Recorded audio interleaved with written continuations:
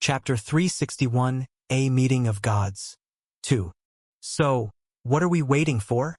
Poseidon asked. Bring him in already. Lock him in a room and have him send clones and impregnate women. We don't have that long. He's just a redborn, he'll die of old age in the blink of an eye. Many of the gods nodded, though a few looked at him in disdain. Everyone in the hall, both the men and the women, had taken many mortal consorts over the millennia, siring countless children. They did that partly to alleviate the boredom that came with their long lives, and partly because it was good for Remir to pass their blessings down and improve the quality of the future greenborns. But no one could compare with Poseidon, who constantly maintained a most excessive harem of dozens of women, indulging in all sorts of carnal pleasures on a regular basis. That said, Phoebe had to admit he wasn't exactly wrong about Percy. Remir had never produced a bloodline even remotely as valuable. She might have even agreed with him if she didn't have better plans for the boy already. I still find this difficult to accept, Artemis said. This is all impressive stuff, to be sure, but why are we just letting him get away with killing our holy children? Why do we care whether he knows we're onto him? His opinion is wholly inconsequential. Phoebe turned to Ares, who had remained silent throughout the meeting. The red-haired god looked back at her, a question lingering in his fiery eyes. She nodded at him. You're in charge of our expeditions. In your view, what is the most important resource Remir currently lacks? All eyes turned to look at the god of war as he took a few moments to think about it. In some ways, he was the polar opposite of Poseidon. After Phoebe and Zeus, Ares was the most respected in the pantheon. Everyone understood he had an extremely dangerous job, as he was the one who risked his life out there, leading their demigods as they traveled to alien worlds for the sake of their own. Eventually, he spoke. There are all sorts of things that would help us. Another decree, a way to turn our yellowborns into gods, elevating our alchemy and runecrafting, giving all our demigods a second core. All of that is important. But the number one thing holding us back is the relative weakness of our strike force. Many faces lit up in understanding, realizing where the god was going with this. It was a well-known fact that gods couldn't easily step foot on foreign worlds without catastrophic consequences. This wasn't a problem when discussing barren planets, as they could deploy their demigods and loot whatever resources they needed from them. No blue or green, beast or sapient, could possibly compete with a demigod. But barren worlds didn't have that many things of value either. The best resources were found on other lesser springs, and most of them had gods protecting them.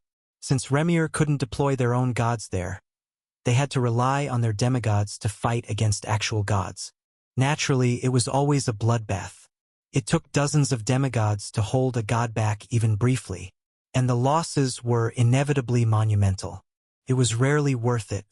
Raising the average level of their greenborns would go a long way, and they were definitely going to work on that too. But there was something that would help them a great deal more. But he can never reach that level, Hera exclaimed, likely guessing what Phoebe had in mind. Even if he gets a spell powerful enough, he has to be a demigod. For that to matter, at most we could maybe push him to violet or white, and even that would be a tall order. Bridging the gap from redborns to greenborns is something even the Moirais have failed to do. Phoebe grinned. You should have read his status, Hera. Unauthorized use of content. If you find this story on Amazon, report the violation. She lifted her gaze from the goddess, scanning the room. Her eyes briefly lingered on each of the others' faces before she spoke again. He had 3 masterful spells at Orange, she said, watching their expressions change again. He's improved more since then. He's defeated Acton in single combat after reaching yellow with both cores. If it's him, I'm not only confident he'll get the spell, I think he'll go a step farther than others before him. Even at white or violet, it might just be enough. And even if he can't quite get to that level, he'll definitely surpass a regular demigod. So he'll make a great addition to the strike team regardless. The hall broke into chatter as the gods and goddesses discussed this with one another. They all understood the implied meaning in her words. Phoebe was talking about a special designation for certain mortals. It wasn't a grade, it was more of a title. Much like Titans were simply gods who had created a decree, there was a similar feat for mortals. Though individuals like that were even rarer than Titans. They weren't necessarily as valuable as them, but they were certainly more important than the average god. One thing worth remembering was that Remir had already produced 3 Titans in its entire history, and over 100 gods. But they'd never had one of them. Even among the Greater Springs, very few did. And of course, when such individuals became gods themselves, they tended to stand out among their peers. Though this part was probably not applicable to Percy, as Phoebe also doubted he could make it that far. She waited for the commotion to die down before continuing. In any case, you all know mages don't grow without danger, she said, getting a round of nods back.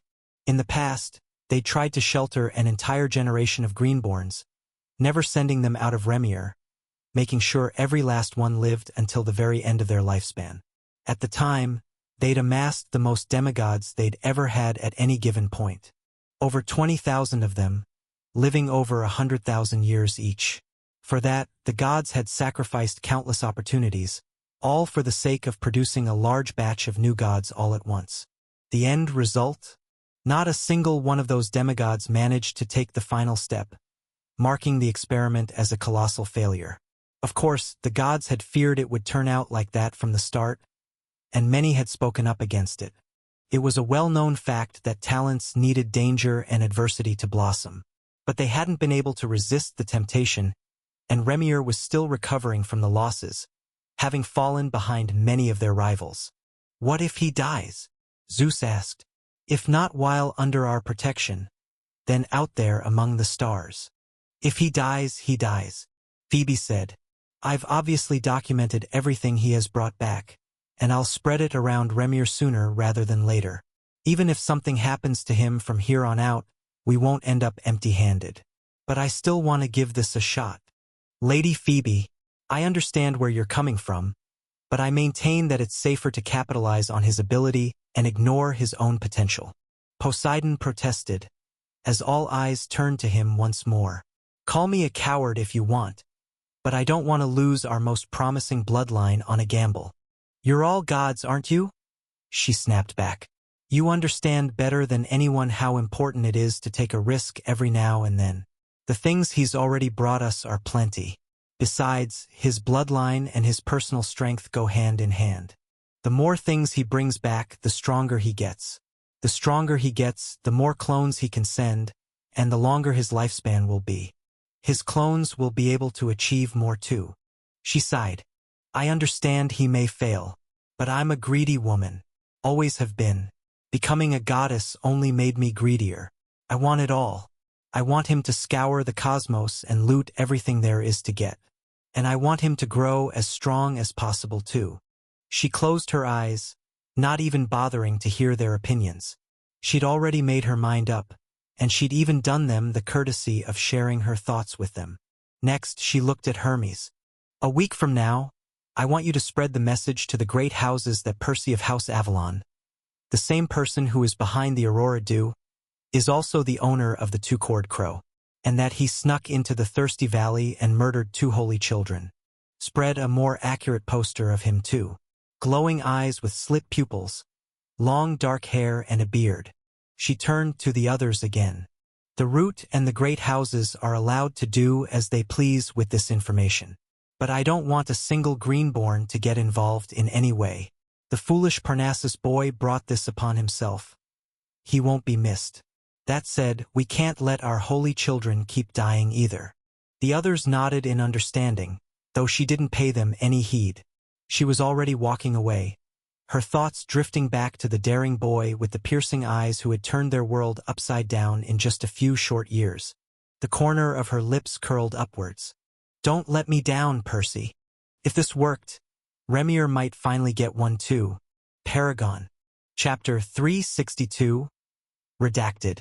Air and ambient mana rushed toward Percy, a teal hurricane of playful wisps dancing around his body, leaving blazing trails behind them.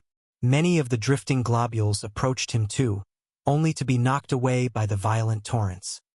He sat cross-legged, his unkempt hair flaring erratically as beads of blood and sweat evaporated off his swollen muscles. Getting used to his newly evolved boosting art was important. Powerful as it was, he didn't want to leave himself half-crippled after every fight. But this wasn't the only purpose of his exercise. His mana flooded the ring on his finger, the object greedily drinking the substance before spitting a part of it back out. The augmented mana sported a darker hue, as did the glowing lines along his arm. They were mostly gray with a faint bluish tint, though they swiftly faded into their previous color as they dispersed through his body. A few lines didn't, however, snaking directly into the core in his sternum, thanks to his deliberate efforts to accelerate the internalization of the blessing. It felt heavier than the rest of his mana. It was as if the ring had opened up a new door in his mind, allowing the substance to evolve in a direction he couldn't have even perceived without it. Percy wasn't the only one working hard either.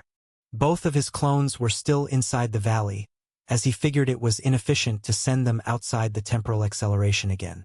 Even if he kept them with him until he left, they would only lose a little over a week of traveling, at most, from their perspective, which wasn't even worth mentioning compared to the several months of more productive things they could be doing here instead. Before his fight with the Holy Child, his options had been rather limited, but things had changed since the Greenborn's death.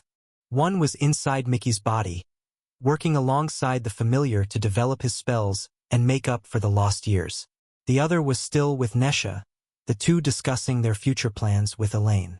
They all understood they had to leave this place very soon, for multiple reasons, though they had yet to decide what each of them was going to do moving forward. In any case, Percy fully trusted his clone to figure things out. They were the same person, after all, so he didn't pay any attention to their conversation. They could just brief him in later. Right now, he was too busy with his own training to care. Mastering the carnival and absorbing the concept weren't the only things he was working on. In his hands, he was playing around with different blends of soft and crystallized mana, finally having the time to perfect his mana threads. This was what he had originally planned to do during his time in the valley, before Acton and his trip to Felmara prompted him to adjust course.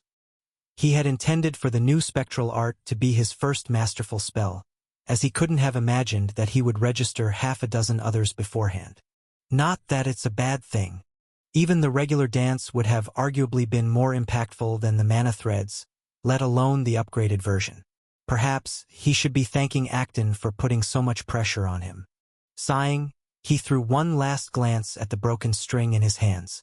It was definitely thin enough to weave a cloth out of, but it had turned out much more brittle than he'd intended. He was about to scrap the failed construct and move on to the next combination when he sensed something strange going on in his core. Normally, he had to split off part of his attention to draw the augmented mana to his sternum, and he still lost much of it along the way. Right now, it was heading there on its own, however, as if the organ was inviting it over by itself. Is it? The old god sent a mental nod back. Should be. A lot sooner than I had expected too. Percy's heart skipped a beat. It had barely been a month since his fight with Acton, so not even a full year had passed since he got the ring. Zoras clearly hadn't lied about his boosting art speeding things along. This book was originally published on Novelbin. Check it out there for the real experience. Over the next few seconds, he watched with bated breath as the flow continued to intensify, the mana in his core feeling heavier and heavier. It reminded him a little of the time his familiar had eaten the lotus petal, though a few things were different. Unlike the conflict between the air and water affinities that the crow had experienced, the new concept was currently being welcomed with open arms. Perhaps that made sense, since the blessing of permanence was derived from the soul affinity, so it naturally fit his core like a glove. Regardless, it still put some strain onto the organ. It felt bloated, a strange pressure slamming against the crystalline walls, threatening to crack the core open from within. Or rather, it didn't feel quite as serious. He didn't think he was in any actual danger, and he figured it wouldn't take him long to grow used to the mild discomfort. But he also understood it would be a bad idea to try and stuff a second blessing into the same core while he was still immortal. Soon, the pressure reached its apex, the concept clicking in his mind as it fully settled into place. Almost immediately, The mana spreading out of his chest changed color, the dull gray substance flooding his body in much greater volumes than before. He could tell he no longer needed the ring. Anything the priceless artifact did, he could now accomplish without it. Grinning, he opened his status, eager to check that everything had gone well. Undersir. Blessing. Blessing of permanence. Enhance the durability of your soul. Undersir. Hey, Zoras, do you think I can still get a blessing for my other core? He asked, some hope making its way to his eyes. Probably, the god shrugged. I've never seen a Morai in person, but based on what I know about cores and concepts, I don't see why not. Percy's smile widened. A ring related to the pure affinity was even more likely to exist. In fact, he was willing to bet there were several of them around the universe. Not that it would be easy to get his hands on another, but the possibility was there. He shook his head. Anyway, let's focus on my current blessing before I start worrying about the next one. The entry said it would strengthen his soul. Technically, that had already happened. After months of flooding his channels with the enhanced mana, he could clearly see that the ethereal silhouette resting inside his flesh now sported a much darker hue. If he wanted, he could have already started sending out more clones or absorbing a second fiend. The only reason he hadn't tried any of that yet was because Zoras had advised him to wait. Now that he no longer had to worry about losing the ring and its benefits, he was free to explore his new abilities to his heart's content. Pushing his boosting art to its limits, he watched the last of the glowing lines change colors, the burning wisps outside his body following suit. Both his channels and the external flow functioned as extensions of his core, so they even seemed to attach the new concept to the ambient mana on their own, to an extent. Fusing it with his pure mana wasn't that difficult either. Unlike Gabe's blessing, which turned his mana hotter and messed with the fragile balance between his two affinities, the blessing of permanence didn't seem to present much of an obstacle in Percy's case. The new properties didn't affect the way it interacted with the cyan mana in the slightest. At the same time, there wasn't much of a benefit to adding the blessing into the mixture, as it didn't really affect any of his spells either. I guess most soul users wouldn't have been as excited as me about this particular concept.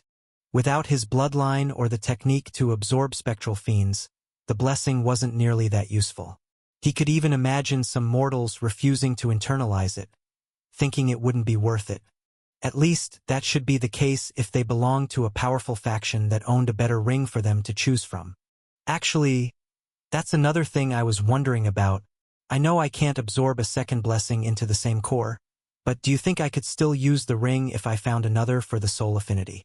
How many rings did you say Svarog made before they stopped him? Zoras asked. From what I recall, he'd only done this to a couple dozen gods before me.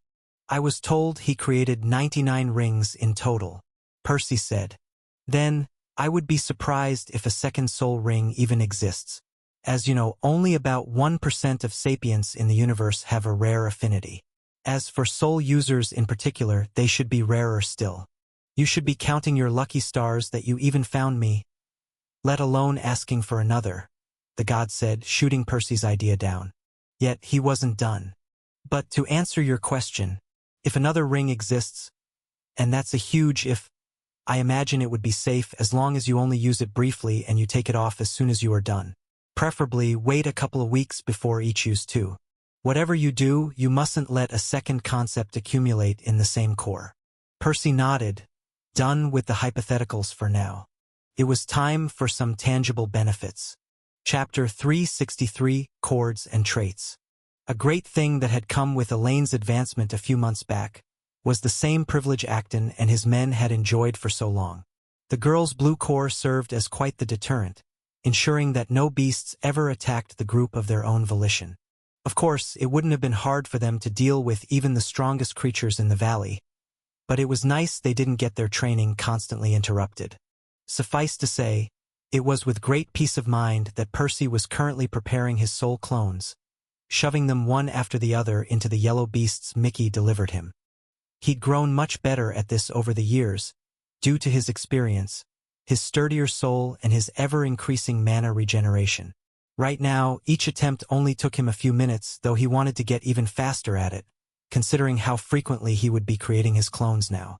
As for how many he could have at once, well, Percy had already made 3 more in addition to the ones still inside Mickey and Nesha, bringing the total number of cords to 6. And he had yet to hit his limit. He was currently getting ready to shove the 4th into a half-dead leopard his familiar was holding down in front of him. Activating his bloodline, he watched the ghostly claw tear a chunk off his shoulder. He had to fashion the clones out of random spots by now, letting the dull gray wisp seep into the feline's injuries. Sadly, things didn't go as smoothly this time. The moment the 7th piece got severed off his soul, a wave of vertigo slammed into his brain, as he felt his consciousness sink into the cords. Only this time there were several of them attached to him, and they were all currently near him, well within his communication range. So things got quite chaotic. A flurry of different sensations rushed at him all at once, as he clicked Mickey's beak in annoyance, while struggling to hold his footing in the stag's body, feeling Nesha's chuckle in his throat as his girlfriend laughed at his cousin's joke.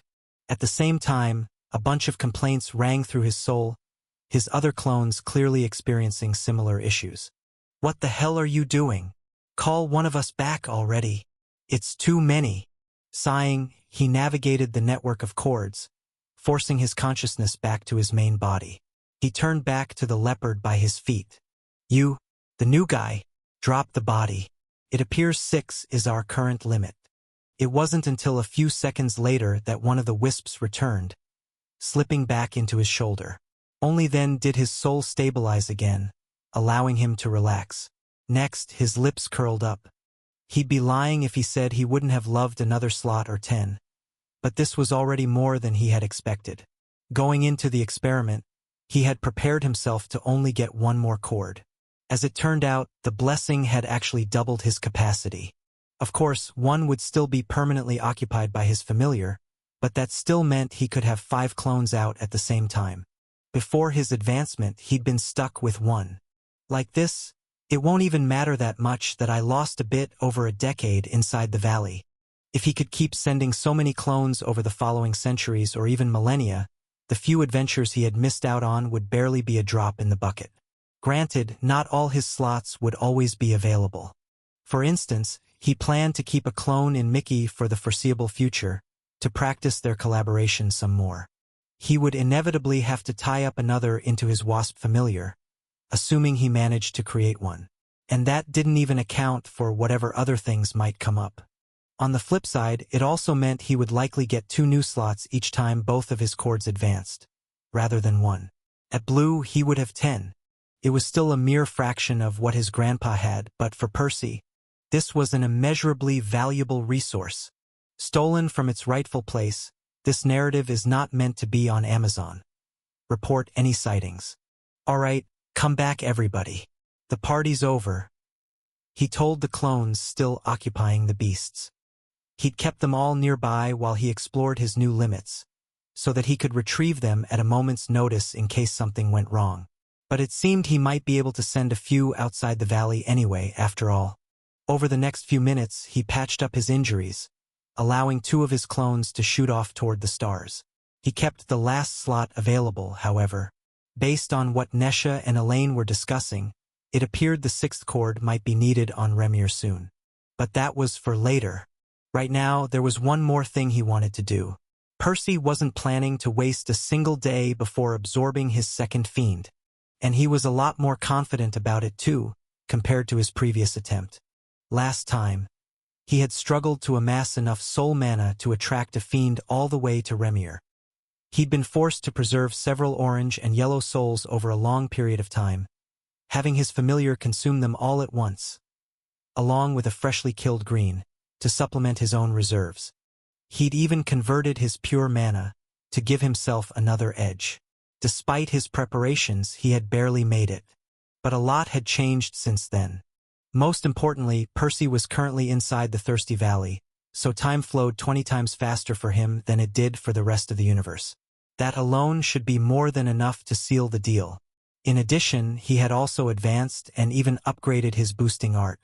The Ring of Sacrilege, or the Blessing, or perhaps both, appeared to be irresistible to the creatures too.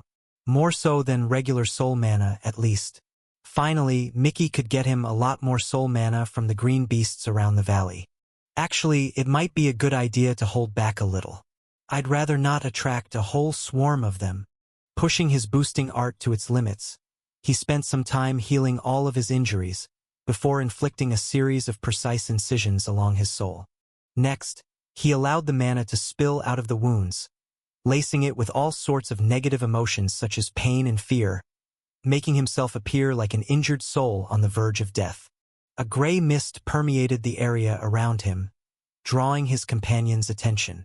Though they didn't say anything, Nesha and Mickey had already seen him do something similar before, and they had his clones with them to explain what was going on.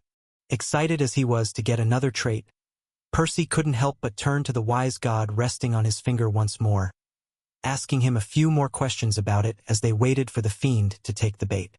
By the way, Soul told me the type of fiend each person can get is fixed. I'm guessing you know some way to control it. The girl was right.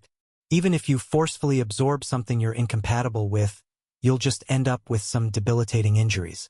If you're lucky, that is. Percy frowned, having expected the god to know of some way to bypass that limitation. If this was the case, it raised a new problem. Wait, so does that mean I'll just attract another Argalios? Or whatever it's called. How would that even work? Is there any point to stacking the same trait 3 times? You're unlikely to get the same fiend twice, Zoras explained. Not necessarily impossible, mind you. I've seen it happen, but it's extremely rare. The way it works, each soul is compatible with exactly one type of fiend at any given time. However, absorbing a trait alters your soul at a fundamental level, which makes you compatible with a different one. As for what you get, it's up to luck. I've never heard of a way to change it. Hearing the god's words, Percy exhaled in relief. Though he was still a little scared he might draw the short end of the stick through some cosmic level of bad luck.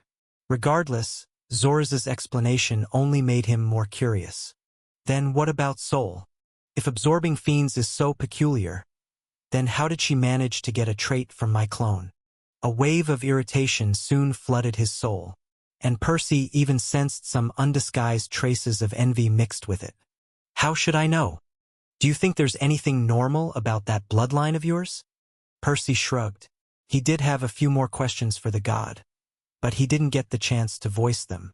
A bunch of silver objects glinted in the distance, approaching at a ridiculous speed. The globules still messed with regular sight and mana sense, but not soul vision. Though the gray mist around him obscured everything somewhat. Either way, his new fiend was clearly here. And sure enough, it had brought company this time. Multiple tiny comets crashed into his soul, burrowing into his injuries. Percy winced as the creatures wormed their way through his wounds, and then his channels, tearing everything in their path. But he didn't panic. Moving his mana around, he clamped down on them, stopping each in their tracks. A whopping 7 of them, and they all looked and acted the same. Chapter 364, Second Trait. Luckily, Percy's soul was several times sturdier than the last time he'd absorbed a fiend. If not, having so many of them wreaking havoc inside his channels could have been an issue. Pushing 6 of the creatures out of his pores, he allowed his mana to incinerate them completely, keeping only the last one inside his body. Be gentler with it, or you won't be able to absorb it, Zoras advised. Percy nodded. He had already discovered how destructive his mana could be to the fiends while he used his boosting art at full strength. If it hadn't been for that, he and Soul would have probably absorbed a whole bunch of fiends by accident while fighting atop the Mirror Lake. After all, they'd burned scores of them with the silver wisps, before circulating the same mana through their souls. And since both their channels and the wisps temporarily functioned as extensions of their cores with the dance active, it was entirely possible for them to inadvertently acquire a lot of traits they couldn't handle. Fortunately, it appeared the fiends couldn't pass their traits if they were damaged too thoroughly. Deactivating the carnival, Percy then dragged the captured creature to his sternum, trapping it inside his core. Only then did he get the chance to examine it more carefully. Unlike the spider-like Argalios he had absorbed before, This one vaguely resembled a moth. It was covered in long fur. No, it was more accurate to call it fluff. Not the kind of thing one would expect to see on an insect. Then again, these weren't insects, were they? At least it's a different one. He exhaled in relief. That was by far the most important thing. As long as he didn't get weaving again, he was sure he'd find a use for it. A Nyctovios, that's the same fiend your yellow-born friend has absorbed. Zoras explained. Percy raised an eyebrow. Lat? He asked, getting a mental nod back. His heart skipped a beat. It was among those he had hoped for the most, along with Ray's composing trait. It sounded like a broadly useful one. That said, Percy had liked pretty much every trait he had ever heard of, so he knew he would have been just as excited about anything else. Grinding the fiend down, he watched it squirm as chunks flaked off its body, the steady flow of mana soon disseminating its essence through Percy's soul. This instantly gave him an itch from head to toe, as if somebody had emptied several buckets of ants inside his soul channels. It was accompanied by a wave of weakness, just like the last time. It didn't hurt, though. It was just a little uncomfortable. So he pressed on. At least that was the case at first. I suggest you brace yourself, Zoras said once Percy was about 30% done. Things are about to get nasty. Percy didn't even get the chance to ask the god what he meant, when something changed. Numerous long hairs sprouted all over his soul, covering him in a layer of fluff only visible through soul vision. Seeing this, Percy couldn't help but raise an eyebrow. This was new. It hadn't affected him much yet, other than intensifying the itching sensation slightly. But the god's warning gave him a bad premonition. Sure enough, a second change occurred just seconds later. This time, a series of thin, spider-like legs grew among the hairs, flailing erratically in all sorts of directions. The two features appeared to coexist peacefully for the briefest of instants, but that didn't last. With little to no warning, the legs bent almost all the way, pointing at the roots of the hairs. Then, they plunged into Percy's soul, violently trying to dig their competition out. Seemingly in response to that, the hairs wrapped themselves around the appendices too, trying to pull them apart. Ugh! What the hell is going on? Percy cursed, falling to his knees. It hurt even more than when he created his clones or used his boosting art. It felt like every inch of his soul was trying to eat itself. Unauthorized reproduction. This story has been taken without approval. Report sightings. Keep grinding away at the fiend. If you don't complete the process, the Argalios will win out, and you'll have to start over later. Percy grimaced. You know, you could have warned me about this. Gritting his teeth, he fought through the pain, resuming his work. It was hard to focus on just his core when his whole soul was crumbling from within, but he understood he didn't have a choice. It didn't help that the more he empowered the new trait, the more violently it fought against the old one. At some point, Percy briefly registered that his companions had surrounded him, their blurry silhouettes standing by the corner of his eyes as their worried voices sounded muffled in his ears. He didn't have the mental capacity to spare them any attention, however, busy as he was trying not to waste his previous efforts. It felt like hours had passed by the time he was done, though he knew from experience it shouldn't have been more than a few minutes. Even after he finished absorbing the fiend, the two traits continued to fight for a while longer, this time on equal grounds. The conflict died down gradually, the two armies slowly accepting that neither of them would be claiming victory today. It wasn't until both the fluff and the spider-like appendices had fully receded that Percy allowed himself to heave a sigh of relief. His soul was in tatters, and he really didn't feel like relying on his boosting art to heal himself any faster. Given the state he was currently in, the spell might even hurt more than it helped. Luckily, some soul mana soon gushed through the cord in his sternum, flooding his injuries. Mickey had clearly found something to munch on.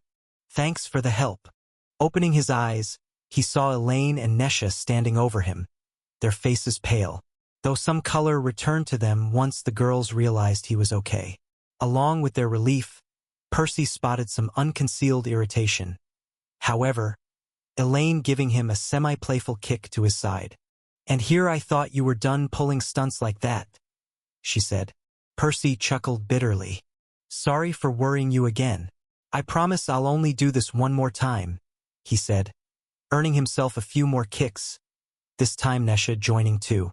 Outwardly, he was playing it cool, but he shuddered internally upon imagining how much worse it would be with 3 traits fighting inside his soul. No wonder you aren't supposed to try this without the blessing. I suggest you wait a while before doing this again. Technically, it should be safe for you a couple months from now, but I recommend you give it a lot longer than that, just in case. Zoras said. Percy nodded. He was still a little mad at the god for not giving him a proper heads up, but he also understood Zoras didn't owe him anything. All the help the old deity had given him was kindness he had yet to earn. Shaking the distracting thoughts out of his head, he then pulled up his status, checking up on his new trait. Spectral traits. Weaving boosts one's proclivity in manipulating one-dimensional structures. Insomnia eliminates the need for sleep. And there it was. For somebody who worked as hard as Percy, this was among the best traits he could have received. He would be able to sneak so much more training each day, and he wouldn't even need someone to protect him every night. Even better, if this was anything like weaving, he should be able to pass the ability on to all his clones, at least temporarily, while he inhabited their bodies, which made it that much more valuable. He was tempted to replace the clones in Nesha and Mickey's bodies already, though he ultimately decided to wait a few days for his soul to heal some more. Not to sound too ungrateful, since I know how much this will help me down the line, but I think I'll miss sleeping every now and then. You can actually learn to bypass the trait with some practice if you want. Zoras said, getting his hopes up. But most people don't bother. You only think you enjoy sleeping because you are used to it. You've learned to appreciate the relief it grants you every night.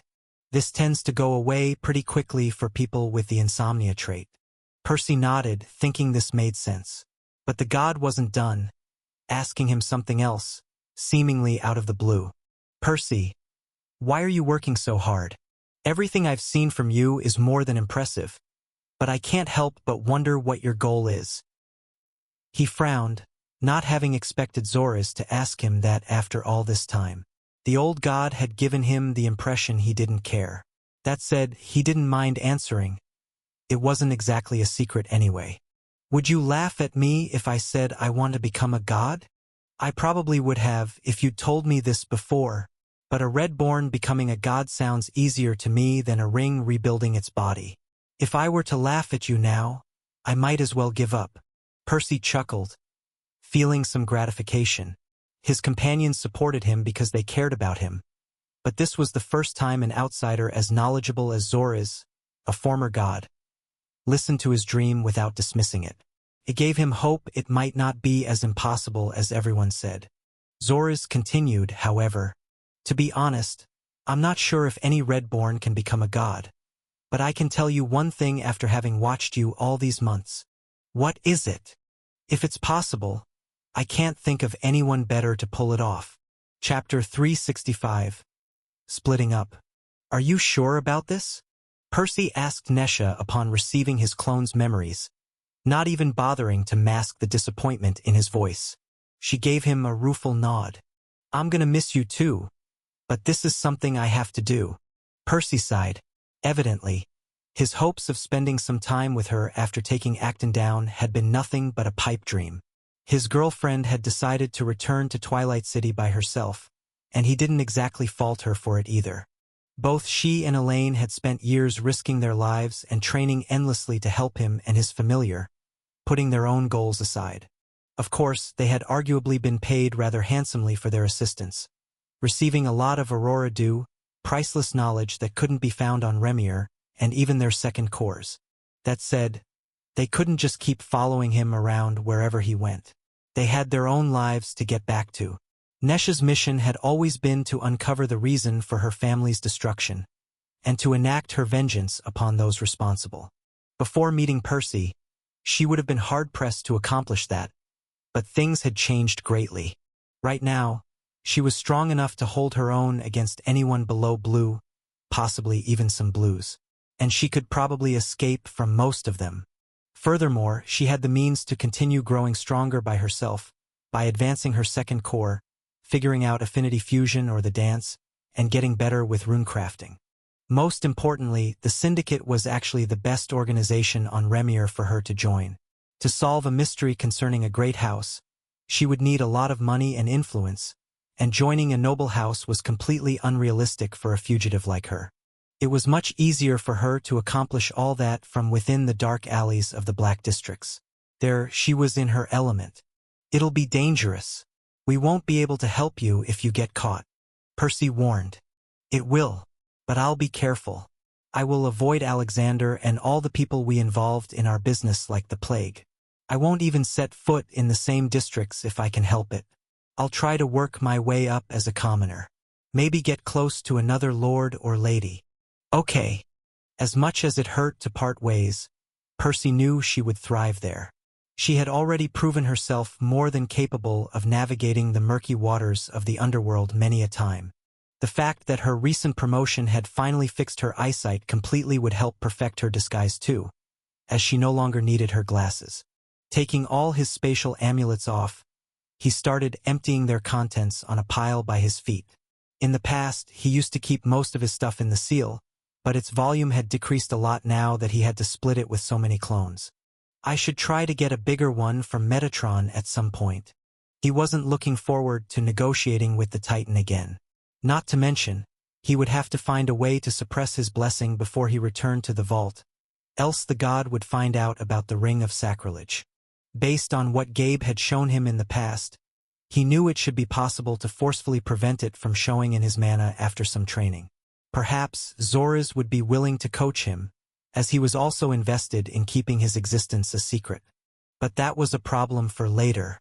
Sifting through his belongings, Percy soon split the pile of vials into 7 roughly equal parts, shoving 2 to his girlfriend.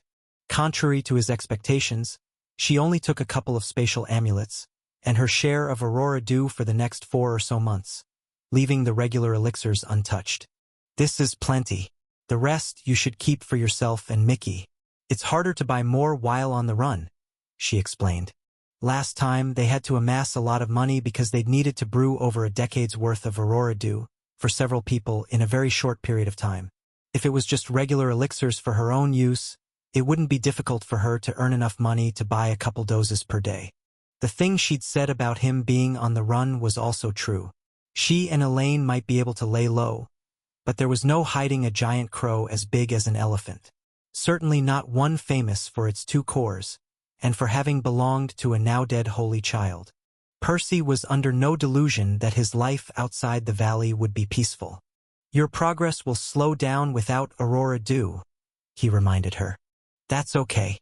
I'm not in a rush. I'll take everything slow and careful, moving forward." "All right, but do take these books," Percy insisted. Going through them, he picked out the ones that either he or Nesha had yet to read, passing them over. This included many that he'd bought from his last trip to the vault, which had been sitting mostly untouched in his seal for over a decade. "The author's content has been appropriated. Report any instances of this story on Amazon. Don't you need them?" He shook his head. "I've been thinking, I'd like to give you another clone for a few months. If you don't mind. It'll let us stay in touch, and it'll give me some peace of mind to know you're okay. The 2 of you can work together to study Magiscript, and he'll bring me the books back when you're done. Even better, my new trait will help you both." She raised an eyebrow. "Is it worth wasting one of your cords for me, though?" she asked, clearly taken aback by his offer. "I know you have more of them now, but still, aren't you better off sending them away?" He shrugged. "I'm not just doing it for you. I've bought many of these books to upgrade my armor, though I never got a chance to read them. Now that I'm working on my mana threads, I'll need that knowledge pretty soon.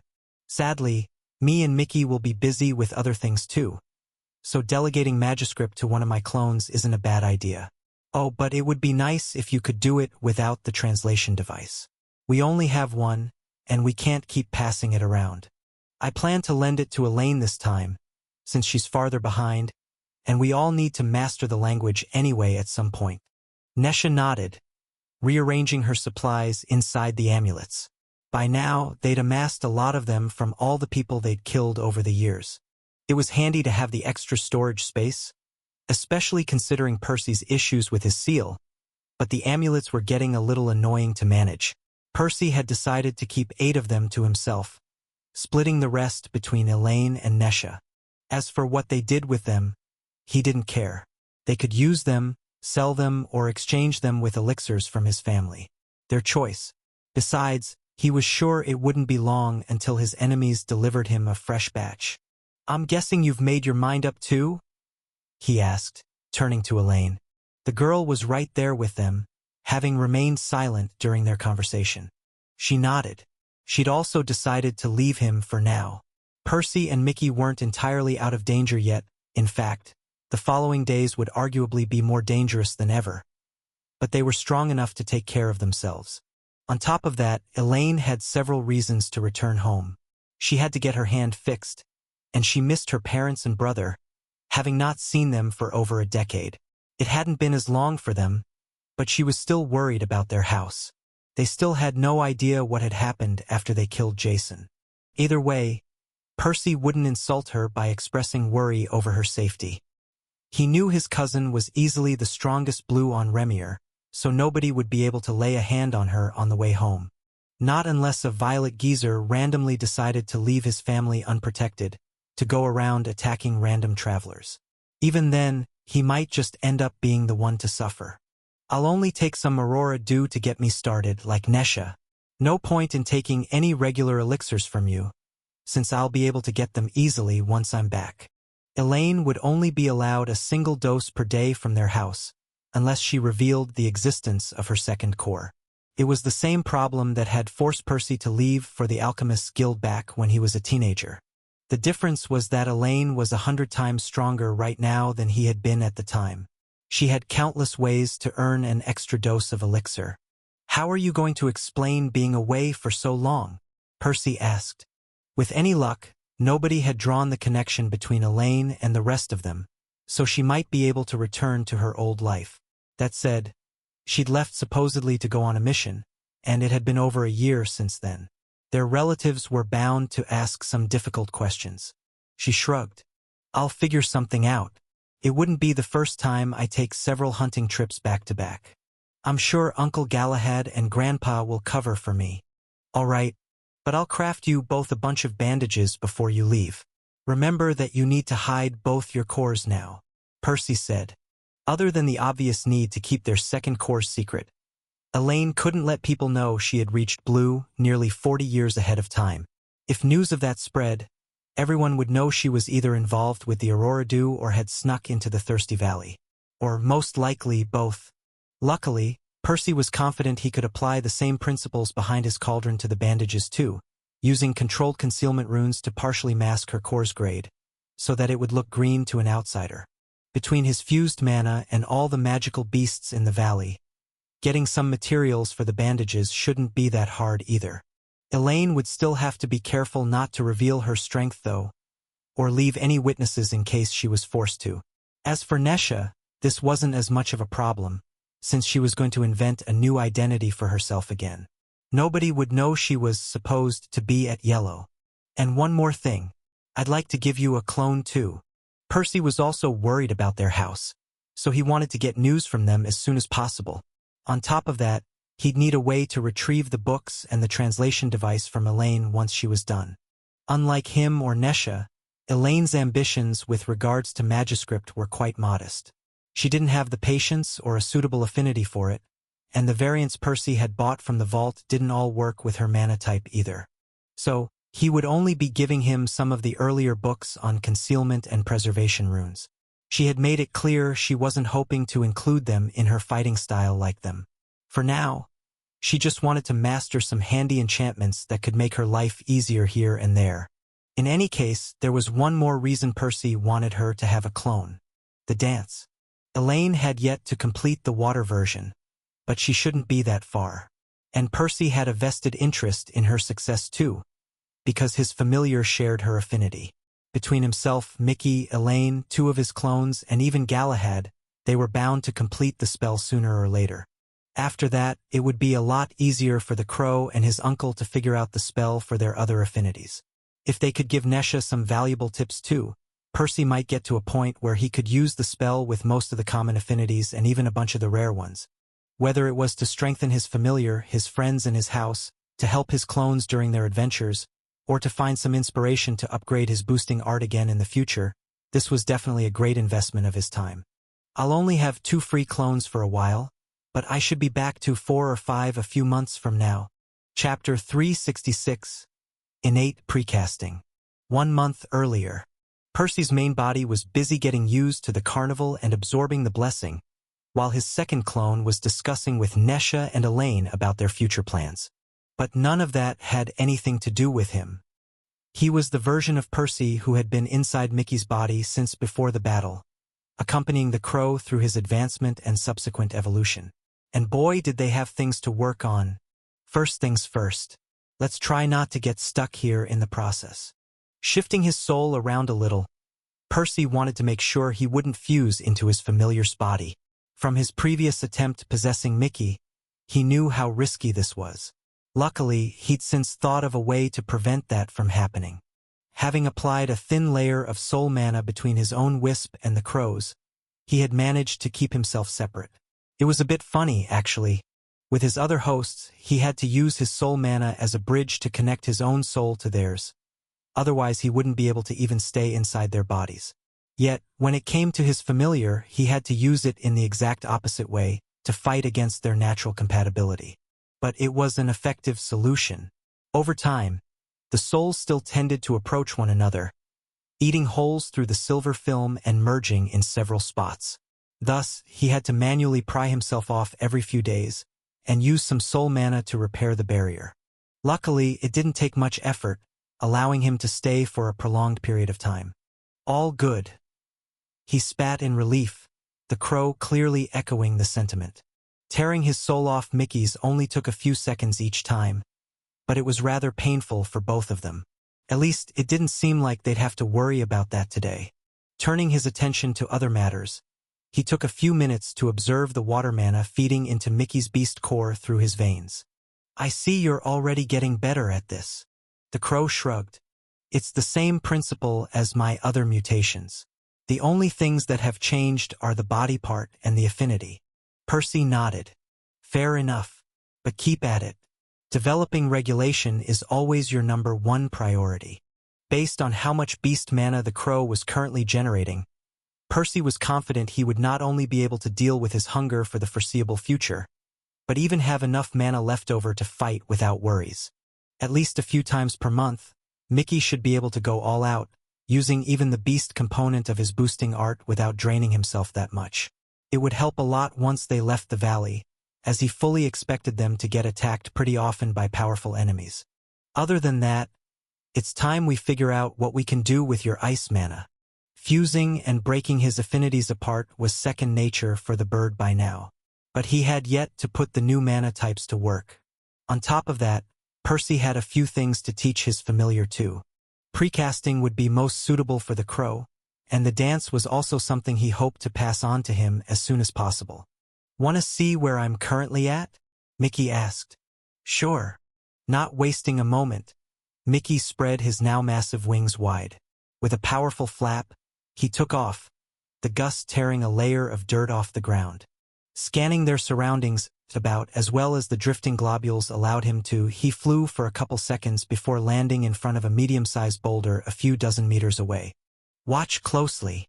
Pulling some mana from his abdomen, he gathered it in the underside of his wings, before flapping them again. This time, several shards of ice shot forth, lodging themselves into the hard rock as if they were steel knives, frost spreading outward from the holes. Whether it was the sharpness of the constructs or the force behind them, it was more than enough to injure a yellow. If you encounter this story on Amazon, note that it's taken without permission from the author. Report it. But Mickey was only getting started. Repeating his actions twice more, he fired a couple more permutations of the nascent spell. The first time, a spray of water splashed on the rock. The second, it was a gust of wind. But both attacks seemed just as cold as the daggers, each of them expanding the frost on the boulder's surface, soon coating the object in a thin layer of ice. Percy would have raised an eyebrow if Mickey had any. This was already quite interesting. Mickey had shown him his ice mana many times before, but this was different. Besides the obvious power-up due to the crow's higher grade and greater control, there was something else that didn't immediately make sense. During Mickey's previous demonstrations, he had unleashed the spray of water and the gust of wind together. Percy had thought this was inevitable, since Affinity Fission broke the ice mana into two components. Keeping one in his body would create an imbalance, so it was simpler to just expel them in equal measures. This wasn't what Mickey had just done, however. Even more curiously, the wind and water attacks seemed to have retained many properties of his ice affinity, even when used individually. "Can you show me again?" he asked, getting a nod back. "Ah, and do it more slowly." Mickey fired the attacks again, this time focusing on duration rather than potency. Percy ignored the manifested constructs entirely, shifting his attention to his familiar's core. He could tell that was where all the literal magic was happening. Sure enough, each of the three variants caused the ice mana to flow differently inside the organ. Percy had yet to fully understand what his familiar was doing, but he had picked up on a fascinating detail. "You're not even using Affinity Fission. All three attacks are fueled entirely by ice mana." Mickey puffed up, a hint of pride seeping through their connection. "It's a trick I discovered a few years ago. I don't know if other composite affinities are like this, but for me, Affinity Fission was just the first step. There is a way to make my fused mana function like its components, while retaining many of its own properties." Percy remained silent for a while, pondering his familiar's words. Indeed, it seemed the crow could force the ice to behave like water or air, without losing its coldness. Mastering this ability would make all of Mickey's spells both stronger and easier to execute. Could even directly upgrade one's air and water spells. Not that the crow had many of those, but still, how does this even work though? He wondered. He suspected Mickey's little trick was related to precasting, even though he had yet to teach it to him. Had the crow stumbled upon some preliminary version of it by himself? "Okay, let me play with your core for a while. I want to see if I can wrap my head around what you're doing," he said, eager to confirm his guess. Over the next few hours, the two went back and forth, testing various things. Percy tried to use Affinity Fission and the trick Mickey had shown him, with limited success. Naturally, he lacked the crow's years of experience with the affinity, but he did have a solid grasp on affinity fusion and precasting, which were very related fields. Consequently, he was quite good at peering inside his core and controlling the mana inside it. Learning to reproduce the bird's attacks would take a while longer, but he did manage to understand what exactly was happening with Mickey's mana. Percy identified two concepts at work, imposing a couple of conflicting behaviors on Mickey's mana at all times, even when the crow was idle.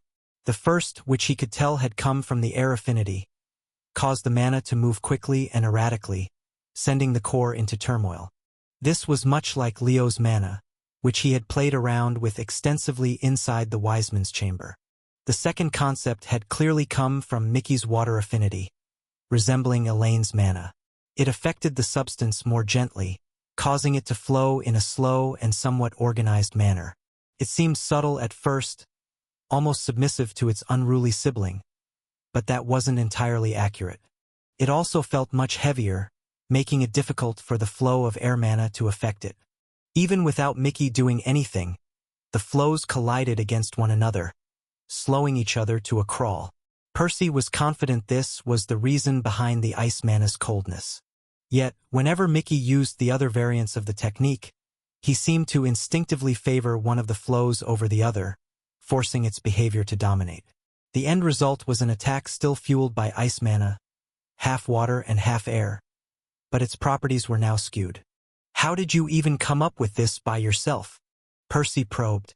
The crow shrugged. "Splitting my mana up every time I wanted to use my Rending Tornado was annoying, so I tried to force it to work with ice mana. It was really inefficient at first, but I got better at it over the years. Then, I realized I could go the other way too." "I see. Great work there, buddy. This is a good foundation to build your magic on." Percy hadn't noticed it before, but the alternative variants of Mickey's ice attack were slightly inefficient. The difference was small, but the crude way in which he manipulated his mana seemed to sap away some of their strength. If he taught him how to use precasting properly, they could work to fine-tune the technique some more. In addition, he could teach Mickey how to incorporate all the other tricks he had learned on Felmara into his attacks, the rotation and the pressure. Before long, we'll turn you into a living, breathing, flying blizzard. Chapter 367, The Path Forward. This time for sure, Percy said, gathering some ice mana to Mickey's wings. With a violent flap, he sent a powerful gust crushing against the boulder, the force causing the cracks on the hard stone to expand some more. At the same time, several shards of ice drilled deep into the object, crystalline patches of white soon blossoming around the holes. Congratulations! Your spell has evolved.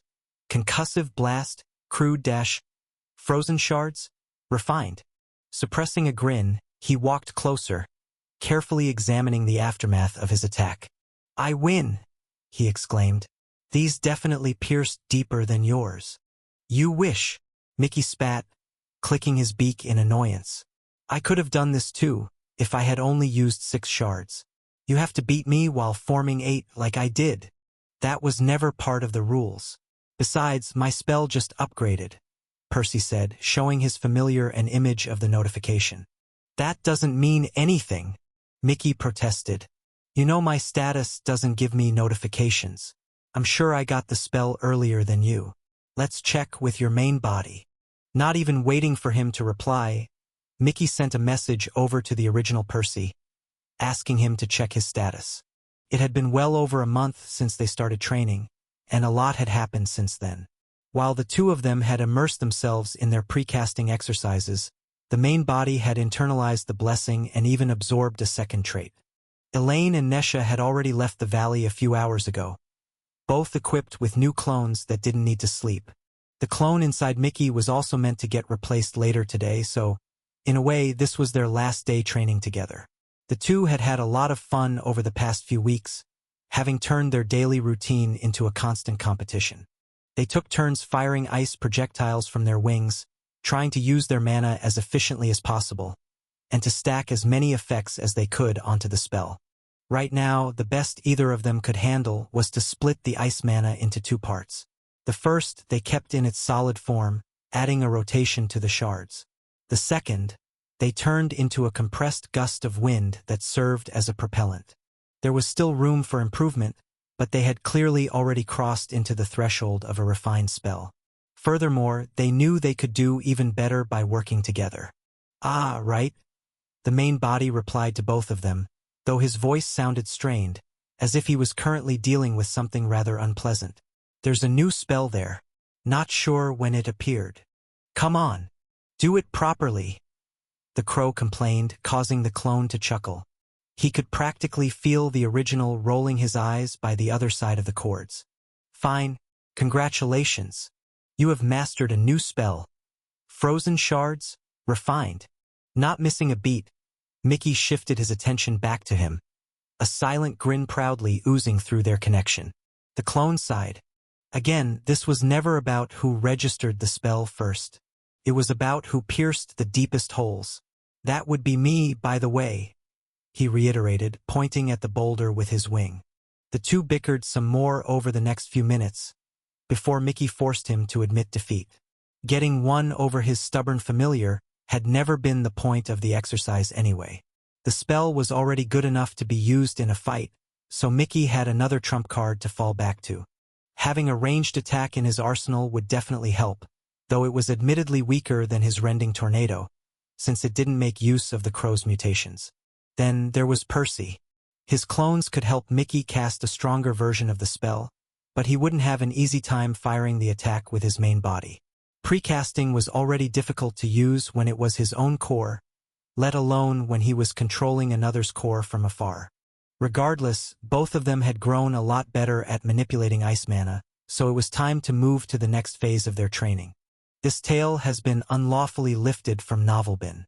If you spot it on Amazon, please report it. I'm coming back. We need to get me replaced as soon as possible. We can't afford to keep sleeping every night, he told the main body. I hope you're ready for it. Not even waiting for a reply, he then pushed himself out of his familiar's body, using the cord to return to his own. He didn't even bother bidding Mickey farewell. There wasn't a point. From the crow's perspective, they would meet again a few minutes from now. Severing himself from the bird's senses, Percy plunged into complete darkness. But it only lasted a fraction of a second. Slamming into his soul, he felt welcomed in, as countless connections locked him in place, his memories blending with the originals. His separation with Elaine and Nesha, his conversations with Zoras, the blessing, absorbing the spectral fiend, his progress with the mana threads, it all mixed with his own memories of precasting and ice mana. His brain soon throbbing painfully inside his skull. Opening his eyes, he found himself sitting cross-legged. He had barely managed to plop down when that idiot clone decided to return without much of a warning. He tried to stand, but his knees buckled, sending him face-first against the hard ground. His stomach churned, the color draining from his face as he heaved out his breakfast. He groaned, using some pure mana to wipe the acrid goo off his mouth. The clone he had just retrieved hadn't been away that long, so assimilating his experiences wouldn't have been much of an issue by itself. The problem was that Percy had retrieved another clone from Nesha just hours ago, and he had yet to fully process that set of memories when the next one arrived. He sighed. I guess the human brain isn't meant to juggle 7 lives at once. Worse still, this was merely the beginning. It hadn't been that long since he internalized the blessing, so the first batch of external clones had yet to return.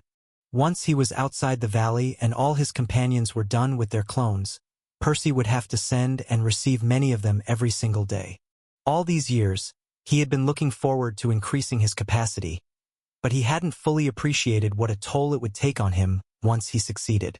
He shrugged. Well, I'd better get used to it, since it isn't going away anytime soon. Nor do I want it to. Are you all right? Mickey asked, breaking him out of his thoughts. The giant crow was standing over him, looking at him with concern. Percy hadn't even noticed him approach. I'm fine. I'm just having some trouble sorting through all these memories.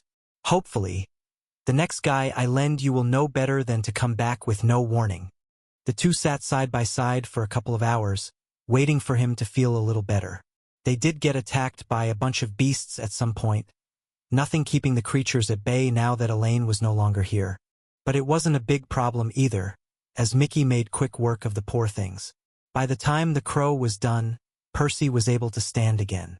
All right, I guess I'll pass you another clone now. You sure you're up for it? Shouldn't be a problem, as long as he stays there. Anyway, we don't have any time to waste. They knew they had to leave the valley soon. The season could change any day now, bringing a fresh wave of holy children with it. Percy and Mickey should be able to handle a single squad, but they had no idea how many would enter the decree. At the same time, they didn't really want to leave. Acton's death would be discovered almost immediately once more people entered, and it wouldn't be long before all of Remir started hunting them down. They'd have to fly away from populated areas and go into hiding until they grew strong enough to attempt some of their bolder plans. Suffice to say, getting another month of free training before returning to normal time might make the difference later. Whether they stayed a little longer or left immediately, it wasn't without its risks, so Percy was essentially playing a game of chicken with the divine root. Better make these next few days count then. Going over all of his spells, he considered what the most efficient use of their limited time might be. The carnival was easily his strongest trump card at the moment, and he had grown much better at maintaining it without resorting to his potions. He could already keep it active for over an hour straight, and he could even use it multiple times per day. It wasn't a lot, but it should be enough to last him through a fight. On the flip side, he understood he wouldn't be improving upon the boosting art anytime soon. It was already quite a high-end technique. If he wanted to get stronger quickly, he'd have to look elsewhere. His mana threads were coming along nicely.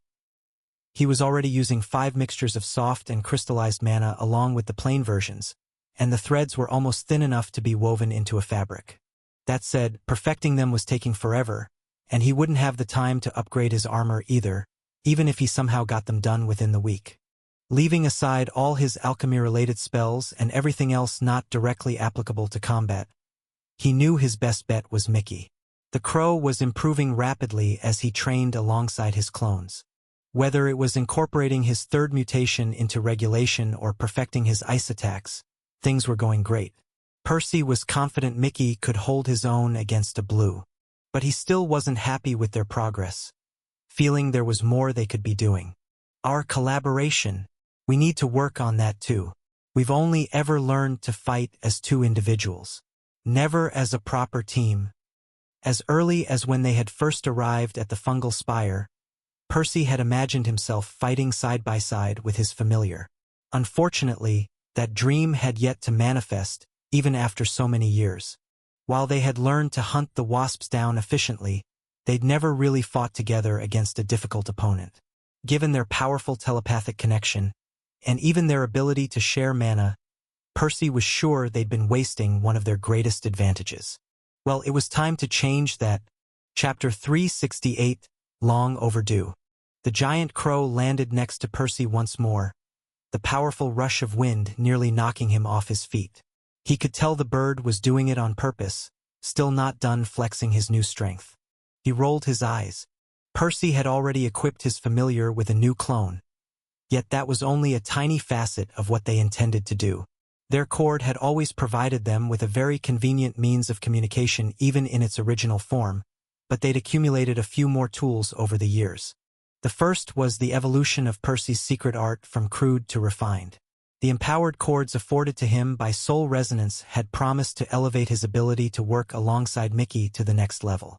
Sadly, Acton had captured the crow soon after they registered the spell, robbing them of the chance to fully explore its limits. The second was Percy's discovery that he could affix a clone to Mickey without losing a cord in the process. In other words, they could now establish a two-way connection, which they had also not truly tapped into. That was why they had taken a break from their other projects today, whether it was the original Percy's mana threads or the crow's precasting exercises, to play around with their secret art. "Is the area clear?" he asked. "Should be," Mickey replied. "I haven't spotted anything alive within 20 miles, and this is the third time I checked." Percy nodded. It had been some time since the route dumped the latest shipment of beasts into the valley, and many of them had already died. On top of that, Mickey had gone out of his way to patrol their surroundings and cut their numbers down some more, to ensure they wouldn't get attacked in the next few hours. After all, what they were planning to do might leave them vulnerable for a while. Other than practicing with their spells, Percy thought it was an excellent opportunity to try and jog his friend's memory some more. This was another important project the Holy Child had rudely interrupted. Helping his familiar remember his old life was something he had never given up on. "Let's begin then," he said, activating his boosting art. Fused mana rushed through his channels, two sets of grayish-teal lines lighting up on his skin, as wisps of the same color danced around him, leaving long, burning trails behind them. Not even giving the spell a chance to reach its apex, he pushed a large bundle of mana through the cord on his sternum, sending it over to Mickey. Unlike the other times, he didn't even have to wait for it to arrive, however, sending a second just moments later. While he was accumulating mana to send a third packet over, the first one returned, this time entering his soul from the other cord, near his abdomen. Evidently, one of the many advantages afforded to them by the Twin Link was that it let them activate soul resonance much faster, since they didn't need to send the mana back and forth through the same cord. The secret art activated about half a minute later. Both the cords widened, allowing mana and thoughts alike to pass through them unimpeded. And Percy knew this would get faster still with practice. Suddenly, he felt closer to Mickey than ever before, the effect of two empowered cords far exceeding anything they'd experienced in the past. He and his familiar had always been able to point at each other's direction, but this went beyond even that. Percy could actually tell exactly how far Mickey was, even with his eyes closed. It was almost as if Mickey's body was an extension of his own. At the same time, he felt two minds draw nearer, the familiars and the clones. Thoughts and feelings spilled uncontrollably through the cord, as the trio struggled to differentiate their own thoughts from the others. In some ways, Their connection was even more intimate than the one he shared with his hosts. Not just because of the chords, even with two of them, it wasn't necessarily a stronger connection than sharing one's body. But the three of them even shared the same soul, to varying extents. Wow, this is pretty intense, Percy thought. Or maybe it was someone else. It was hard to tell. Can we even fight like this? Another voice asked. The two of you should have it easier because you can split the work. He thought, it had to be him this time, right? But I have to keep both the carnival and two chords active. Mickey shrugged, though Percy felt as if he had been the one to do that. Let's just try to stay like this as much as possible for the next couple of days. No point training with our other spells until we get used to it. We can figure out what else we can do after that. Percy nodded. Did you know this text is from a different site? Read the official version to support the creator. All right, but I think we should still take the chance to try and jog your memories. It would be a waste of our preparations if we didn't. Just give me some time. Percy lit up a campfire. Well, it was more like a grill made of reinforced mana, with numerous heating runes carved onto it, since they didn't have any firewood, though even something that simple proved quite a challenge, considering all the spells he had to maintain. But he didn't let that stop him. He thought of it as another challenge to overcome, pressing onward. Skewering a chunk of meat from his spatial seal on a reinforced construct, he placed it over the enchantments, letting it cook. Taking out his ocarina, he played his favorite tune for the first time in years. At first, he was understandably quite rusty. All the other stuff clogging his mind didn't help much either. But nobody complained about the off-tune screeches. The others silently listened to him play the pinecone instrument, waiting for him to get better as their dinner roasted over the soft glow of his mana. Every now and then, Mickey flipped the meat so that it wouldn't burn, at least not prematurely. The oversized crow was practically salivating over the yellow buffalo steak, struggling to focus on Percy's music. Minutes passed and then hours. Eventually, Percy took a break, unable to keep the carnival active for much longer. Mickey took the chance to patrol the area once more while he rested, to make sure the scent hadn't attracted any unwanted attention. It wasn't until half an hour later that they activated their spells again, resuming their efforts. The second round went slightly better. Occasionally, Percy felt Mickey's soul stir. He knew he was still not playing as well as he used to back when he first upgraded the spell, but their intimate connection probably did a lot of the heavy lifting. At some point, the meat was done cooking. Droplets of fat dripped onto the runes, an appetizing aroma filling everyone's nostrils as they sizzled. Mickey almost pounced on it too, struggling to hold himself back. If it hadn't been for the clone stopping him, he would have probably succeeded. But they weren't supposed to eat it quite yet. Seeing this as his cue to take another break, Percy deactivated his spells once more as the others scanned the area again, just to be safe. By the time they returned, he had lowered the meat closer to the enchantments, hoping it would char a little faster. Wasting such a tasty-looking meal felt like kicking himself in the teeth. Yet he understood sustenance wasn't the point of this. They already had plenty of rations, and Mickey's spells allowed him to survive on about the same amount of food as a human. More time passed, the crow practically sobbing as he watched the meal slowly darken into a piece of charcoal. Percy wasn't in the mood to make fun of him for it either, sharing the sentiment. If you want to blame somebody, blame your ancestors. They're the ones who came up with this. I just hope your mother used to feed you this stuff as a child. Having no other way to console everyone, Percy picked the ocarina up again, playing the tune one more time as he activated the spells. By now, he had improved noticeably, though the music was still a far cry from Mickey's version or his mother's, let alone Ray's supernatural talent. In fact, Percy was confident he had yet to even catch up to his own past performance. Shaking all the rust off would probably not happen in a day or two. Regardless, this should be good enough. It sucks I didn't get the right trait for it, but this should still do something. While he had played better the last time he prompted some of Mickey's lost memories to return, he'd also only had a single chord. This time, they had so much more going for them. Guessing the meat was just about charred enough, he picked it up, passing it over to the crow. He chuckled as Mickey hesitated. This was his first time seeing his familiar refuse food. Though that didn't last very long, the bird's hunger winning out in the end. Remember not to eat it too quickly. Try to savor it, he said before scratching his head. As much as you can savor it. Technically, Mickey was large enough to swallow the thing whole. And he clearly wanted to do just that, to spare himself from the atrocious taste. But it would have all been for nothing if he did that. The crow seemed to understand that too, only pecking a tiny piece off, grinding it in his beak. Doing his own part, Percy lifted his gaze from the familiar, grabbing his ocarina again. Playing the instrument was even harder than before, as he'd grown quite tired by now. It was already his third time activating the carnival on top of the other spell. But he kept going, guessing his insomnia trait was already showing its worth.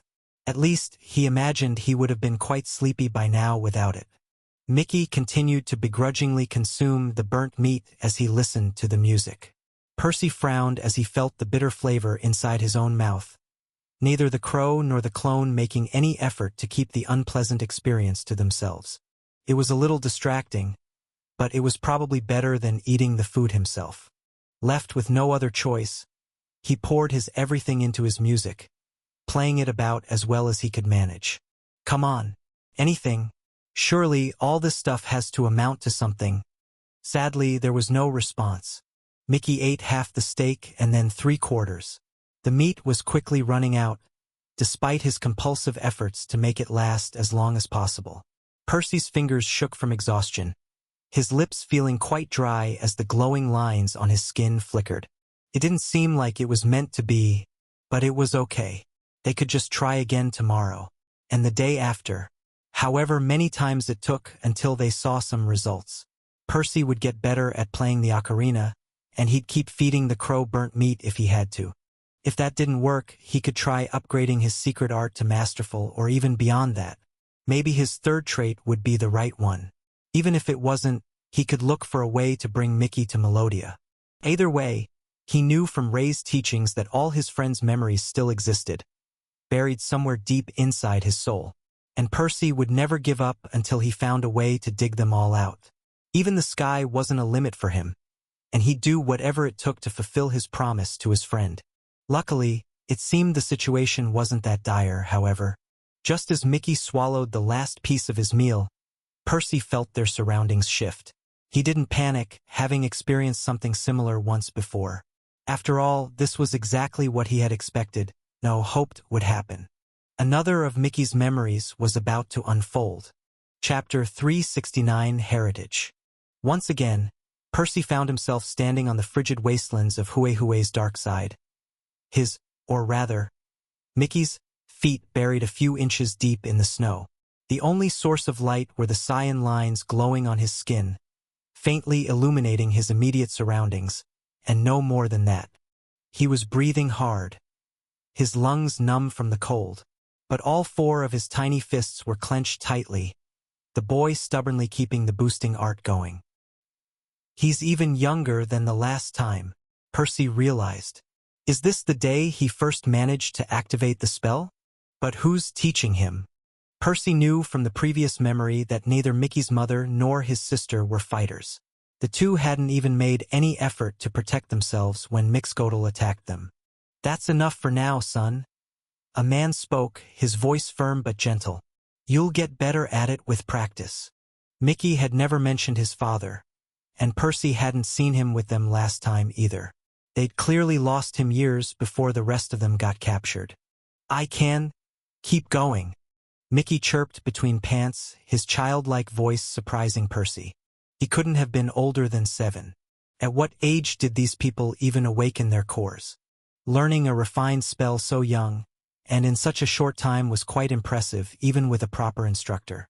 The man walked up to the boy, evident by the rhythmic crunches of the snow beneath his feet. By the time he was close enough for Mickey to see him, the boy had to crane his head up, barely reaching the man's waist. His father patted him on the head, his warm hand ruffling the fluff there for a couple seconds. A wise warrior understands when it's time to fight and when it's time to rest, Mike. Listen to your body when it tells you to take a break. Sometimes, our world can be even crueler than our enemies. Mickey nodded, begrudgingly letting go of the spell. The excess mana spilled out of his pores as a wave of weakness overcame him. His knees buckled, but the man grabbed him before he fell, embracing him with his lower pair of arms. The boy hugged him back about as tightly as he could manage, his tiny arms failing to fully wrap around his father's broad chest. He was already shivering from the cold, even his yellow core doing little to help him right now. "I'm proud of you, Mike. I think you're ready to get your tattoos. After we all get some sleep and some food, of course. Shouldn't we wait a couple more years for that?" a woman suddenly asked, approaching the two. Percy recognized her as Mickey's mother. It had been years since he experienced the previous memory, but the feeling of familiarity she gave the boy couldn't have been mistaken. That said, she looked a little taller to his pipsqueak friend this time. She was currently holding a child too, a girl a little older than Mickey. Though she was clearly doing a worse job keeping his sister warm, their orange cores leaving both of them vulnerable to the elements. Their faces were pale, their chattering beaks barely audible amidst the howling winds. Pulling them both closer, the man embraced his whole family, trying to warm everyone up. "I was about his age when my father gave me my tattoos," he whispered, before gazing down at Percy. "What do you think, Mike? I won't force you, if you'd rather wait a little longer." Smushed between his parents and sister, Mickey looked up. He balled his fists once more, returning the man's gaze with a resolute one of his own. "I'll do it. I'm ready for it." Percy watched as Mickey's father squeezed the carcass of a small critter, extracting a dark ink-like substance from its beak into a hole in the snow. Its round body and long neck reminded him of a duck, but it clearly wasn't a bird. It was covered in fur, not feathers, and it didn't have any wings either. Instead, it had a bunch of short, stubby legs, all 6 of them ending in paws. Percy hadn't seen the man kill the small animal, having found himself in this memory fragment mere moments ago. This book was originally published on Novelbin. Check it out there for the real experience. The boy's mother was currently squatting a few meters away, spinning a sai and rod against a couple pieces of firewood, trying to start a fire as Mickey's sister watched her. The family was inside a cave this time, the stone walls shielding them from the wind somewhat. "Can't we just eat it raw? It's too bitter when it's burnt," the girl complained. Taking a break from her work, Mickey's mother pulled her into her arms, flashing her what Percy guessed was a smile. "Atsy, you know it's safer this way. You're less likely to get a disease from it. We would be doing it more often if it wasn't this hard to bring wood to the dark side. Besides, it's your brother's big moment. Don't you want us to celebrate with him?" The girl nodded back reluctantly, not saying anything more. Mickey's father suddenly stood up, drawing Percy's attention. He was probably done extracting the ink from the creature. Walking over to his wife, he passed her the carcass, before returning by Mickey's side. "I guess that's what we're eating then." The woman manifested another construct, rubbing it against the wood once more. But Mickey wasn't looking at her, his attention having shifted to his father. The man gathered some of his mana too, forming a cyan needle in each of his lower hands, pinched between his thumbs and index fingers. "Are you sure you're ready, son? We can still do this another time if you want." Mickey swallowed hard, his gaze oscillating between the sharp points of the needles and the ink in the hole. His father chuckled at the sight. "You don't have to worry about wasting the ink, Mike. It wasn't much trouble to collect it. Besides, we can also use it to season the meat if you don't want your tattoos right now." But Mickey shook his head. "No, I'll do it." Taking his shirt off, he placed it on the ground in front of his father, before laying on it face down. "Okay, I'll need you to activate circulation too. The lines will help me draw the symbols at the right spots." Following the man's instructions, Mickey took a series of deep breaths, slowly filling his channels up with mana. Percy could tell the boy still wasn't very used to the spell, but it shouldn't be that hard to keep it active for a while. As soon as the glowing lines lit up again, he noticed his father dip the needles in the hole by the corner of his eyes. The boy tensed, clenching his hands against the snow as he braced himself for the pain. It didn't take long for Percy to feel the cold tips press against his skin. At first, it didn't hurt that much, the sting barely registering a couple seconds later. The pain built up over the next few minutes. However, as the man moved methodically across the boy's back, carving one intricate symbol after the other into his flesh. Even so, it wasn't a problem for somebody like Percy, considering everything he had experienced over the years. Hell, Elaine's tattoos had hurt a lot more. His cousin clearly not as experienced as Mickey's father. That said, it was still quite unpleasant for the boy, given how young he was. No, actually he's handling it well too, for his age. Not that surprising, I suppose, considering how tough his everyday life has been. Let me know if it's too much, the man said at some point. We'll have to take a few breaks anyway, since I doubt you can keep circulation active for that long. When Percy next came to, he was still in the same place, though he was sitting this time. He and his family surrounded the dying embers of the campfire, munching on the charred meat as its all-too-familiar aroma permeated the cave. Admittedly, it didn't taste quite as bad as the one Tlaloc had prepared for him in the vault, or the one he had cooked for Mickey in the valley. Whether it was the meat of the strange critter that was more suitable for this, or the boy's mother who was a more skilled cook, the food was a lot easier to chew, and its acrid flavor was somewhat muted. Mickey's upper back hurt quite a bit by now. In fact, the boy failed to resist the urge to touch his wounds at some point, his swollen flesh stinging as he brushed over it with his fingers, getting blood all over his lower left hand. "Don't mess with it," his mother said sternly, grabbing his wrist. "It'll heal slower if you do." Nodding in understanding, the boy finished his meal in silence, before returning to the previous position, clearly not deterred by the pain. Percy hadn't missed the pride in his father's eyes, and he honestly shared the sentiment. "You were one tough kid, weren't you, Mickey?" No, not just a tough kid. Mickey had always been like that, in both of his lives. It had been painfully clear when he risked his life to protect his mother and sister, or when he threw everything in the trash for a chance to land a punch on Mixcoatle's face, when he nearly rejected Percy's possession, choosing a warrior's death over accepting help from who he thought was an enemy. Even after losing his memories, Mickey had begged Percy to kill him, unwilling to let Acton feed him a bunch of innocents. That said, his father seemed to realize this was a bit much for the boy, so he soon offered him a distraction. "Mike, let me tell you the same story my father told me when he was drawing my tattoos. Etsy, you listen too. This story is part of our heritage, no less important than the dance. Make sure to pass it down to your own kids in the future." "What is it about?" the girl asked. "It's about a person, a man who saved our ancestors from the brink of destruction countless years ago. The Dying Hero."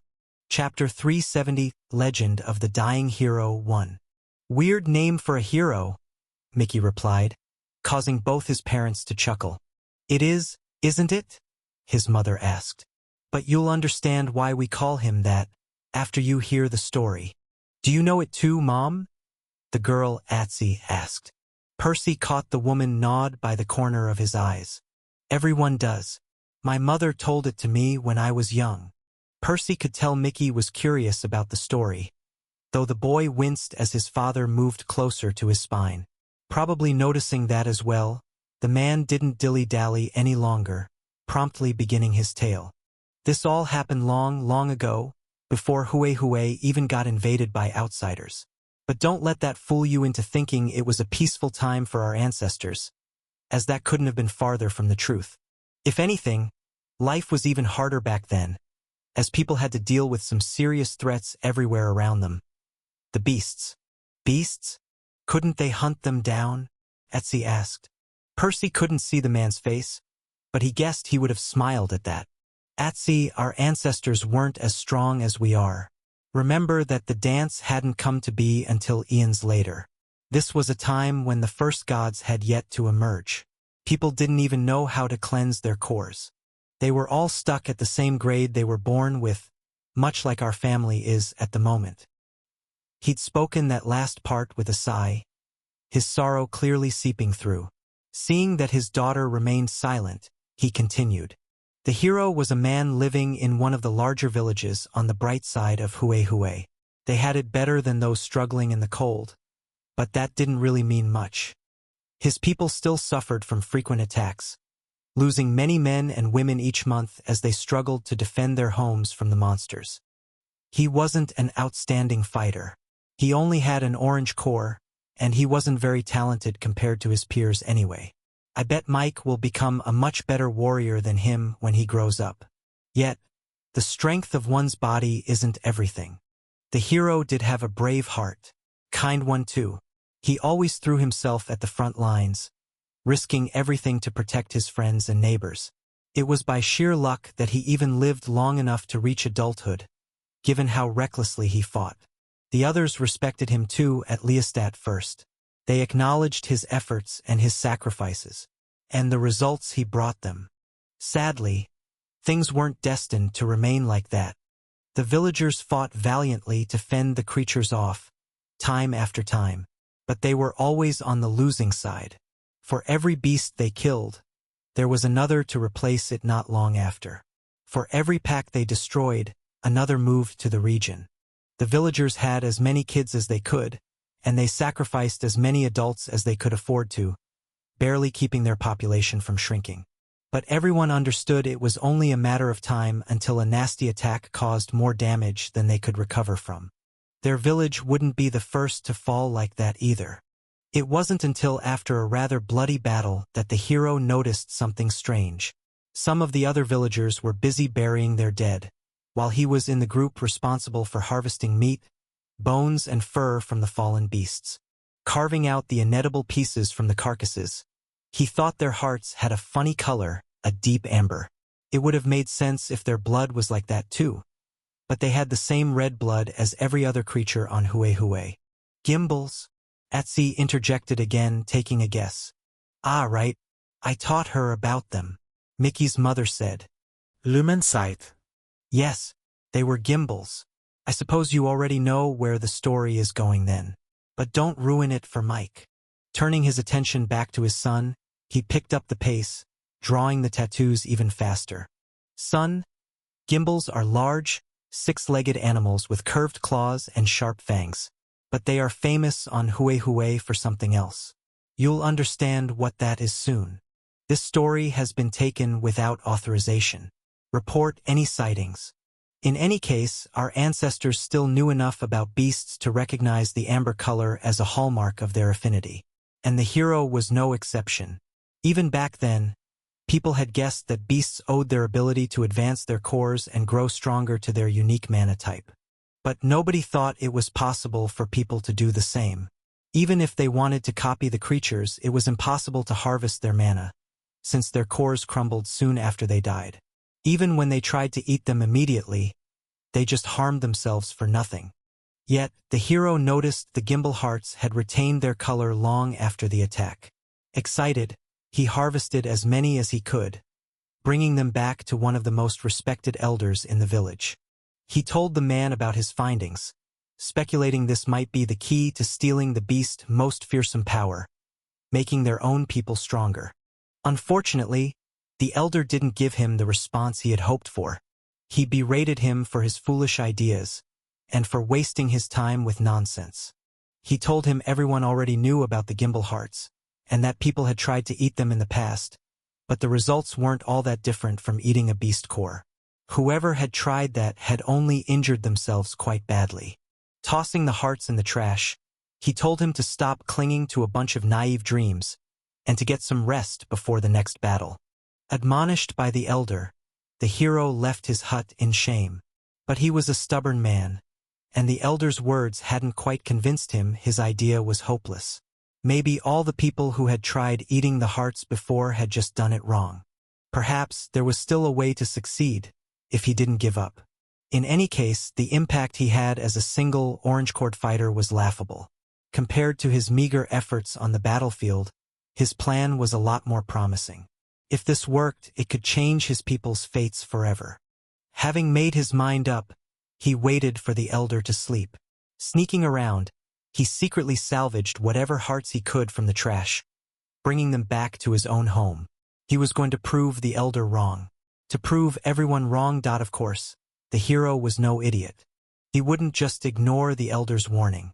He would learn from it, and from those who had bravely risked their lives before, avoiding their mistakes.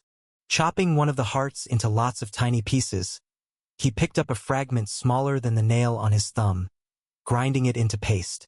Mixing it with some water, he swallowed it. Tasted bitter, and the hero's stomach churned. The legend says he felt as if somebody had set his whole body on fire, but he didn't let that stop him. Gathering some mana from his core, he allowed it to blend with the beast mana. The two substances mostly eliminated each other, barely leaving some traces left. Yet that was plenty for him. He brought it back to his core, letting the mana go on a rampage there. Felt like the organ would fall apart, but it held. This had all been quite an unpleasant experience, and his core continued to burn a long time after that, but that was okay. He had survived. This could actually work. The hero had no idea how long it would even take to see results, but he was more than willing to give up his own body to test this. From that point on, he continued to eat more pieces of the gimbal hearts whenever his core stopped burning. He tried to eat them sooner than that too, but he quickly learned that only made his core hurt a lot longer. He understood he had to be careful, or he wouldn't live long enough to reach the end of his experiment. That said, he still played around with the exact quantity he consumed. When he ate a slightly smaller piece, the burning sensation stopped sooner. When he took a larger one, it lasted longer. It wasn't until a year later that he settled on the best dosage that would allow him to absorb the most beast mana in the long term. Of course, his stash of hearts had run out by then, many of the organs rotting away inside his house. Luckily, more gimbals attacked the village every now and then. The hero made sure to be assigned to the team harvesting their body parts whenever that happened. Not everything was going well, however. The way the hero consumed the hearts was quite crude, causing a lot of harm to his body. Before long, he couldn't fight as well as he used to, and he experienced great pain. His demeanor changed too. He stopped taking as many risks as he had in the past. Not because he no longer cared about the others, but because he needed to see his experiment through to the end. He knew nobody else would continue in his stead if he were to die. Every now and then, he tried to subtly hint at his idea to his friends, to see what their opinion was on the matter. But they were all as stubborn as the elder, refusing to torture themselves for years on end, with no guarantee they would get something tangible back. Thus, the hero had no choice but to continue by himself, keeping his project a secret from everyone. To their eyes, their once valiant friend had turned into a complete coward. In the past, he hadn't thought twice before pitting himself against orange beasts, and sometimes even the yellows. Yet now he often avoided fighting even the red ones. Many people started distancing themselves from the hero, treating him coldly. His friends and relatives disappeared one by one, as his reputation swiftly fell down the drain. Of course, not everyone changed their stances toward him. Some of them simply perished in battle. But the end result was the same. A few years later, the hero was all alone. All the others in the village were practically strangers, and they didn't have that good of an opinion about him either. But it had been worth it. His caution had paid off since he was still alive. Wasn't he? He didn't care what anyone thought because he knew why he did everything he did. That was enough. About a decade had passed since he started eating the hearts. His core had yet to show any signs of advancing. The hero was already doubting it ever would. That was when he realized he wasn't doing enough. He had to find a way to absorb the beast mana even faster, or all his sacrifices would have been in vain. He soon began another round of experimentation, a different one, and sure enough, it yielded some results a few years later. Chapter 371, Legend of the Dying Hero 2. Mickey's father paused for a while. He helped his son flip over, as it was time for him to draw the tattoos on the other side of his body.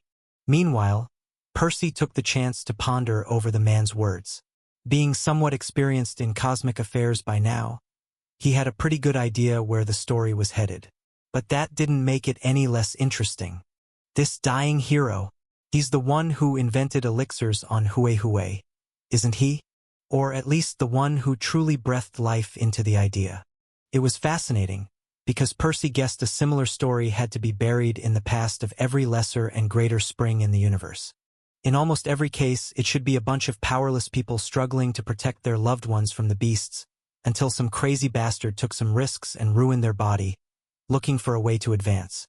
There was no question, something similar must have happened on Remir, long before better-known figures like Iapetus or Kronos emerged. And this goes beyond just the elixirs. He couldn't help but think back to the cyan powder he had discovered by accident on the world with the floating cats. Remir was far more developed than that place. Pretty much every single lesser spring was. But it was the uneducated natives of that planet who had discovered such a revolutionary secret first. Clearly, there was no better motivator than sheer desperation to drive people into doing all sorts of reckless things. In any case, Mickey's father soon continued both the story and the process of drawing the tattoos on his son's chest, after having his wife hold the boy up. Failing to see any results after a decade, the hero started to doubt himself. Not that he had any intention of giving up his quest, but he at least realized he might have to find a way to accelerate the process. Otherwise, he might not live long enough for his labor to bear fruit. Harvesting various ingredients from other beasts and plants around the village, he methodically tried mixing them with the gimbal hearts, one by one, slowly but steadily exploring what effect they might have on the cleansing process. Unfortunately, most of his experiments were complete failures. The only thing he managed was to waste many of his stored hearts, the other ingredients having a neutral effect at best, or a negative one at worst on the effectiveness of the organs. If that wasn't enough, the hero was the object of the villagers' scorn and disdain by then. His foolish experiments and the cowardice he displayed on the battlefield hadn't gone unnoticed, and he no longer had any friends to speak out for him either. He was ostracized and treated like a parasite who didn't even pull his own weight. But he didn't care. He had already subjected himself to unimaginable pain. If he had to endure the cold glances of the villagers too, it was a small price to pay. Many more years passed before his experiments yielded some results. Decades even. Eventually, he noticed that the colorful leaves from a rare bush had a positive effect on the gimbal hearts. Mixing the two ingredients together wasted most of their quantity, but the final product didn't react as violently with his own mana, allowing him to absorb slightly more of it each time. Over the next few years, the hero fine-tuned the process, learning to preserve more of the ingredients as he boiled them together. He was able to consume the heart pieces more often, and to increase the amount he ate each time. Of course, his methods were still quite harmful to his body. It didn't take long for him to pay a steep price for his recklessness. Technically, the hero wasn't that old yet. He was only in his 60s, which isn't much for a mage. Even at Orange, one can live for centuries. But the hero was forced to retire from fighting entirely, since he wasn't in any condition to keep going. Some permanent cracks had formed on his core, and even his bones and muscles had degraded to various extents from all the toxic ingredients he'd consumed. Support the creativity of authors by visiting Novelbin for this novel and more. At that point, he had no choice but to beg the younger warriors to give him some scraps so that he wouldn't starve, and some hearts whenever they happened to slay more gimbals. Most of them looked at him with disgust, but a few of the more kind-hearted ones still helped him out, purely out of pity. The village had all sorts of issues to deal with, but a scarcity of food luckily wasn't among them. Besides, they didn't have any other use for the gimbal hearts anyway. Looking at the poor state of his own body, and the harsh treatment of the villagers, the hero was forced to reflect upon his actions. Had the elder been right all along? Had he stubbornly fed himself poison all these years, destroying his life for nothing? Well, it was certainly possible, but it was too late to back down now. His body was already in tatters. He couldn't fix it even if he stopped. He couldn't bring his friends back from the dead either. Nor could he earn back the respect he had lost. There was only one path forward, to see his mission through to the end. Even if he failed, he would die with his chin up. The hero was no longer able to collect the colored leaves he needed. Nobody was willing to fetch them for him either. Out of options, he had to plant a few of the bushes right outside his house, growing his own leaves in the village. That much. He could still manage. Decades continued to pass, the hero's body aging and crumbling away. He knew he had to be making faster progress with his core than before, but he still didn't know if it would be enough. A third of the organ was already damaged beyond repair, to the point that he couldn't even use his mana.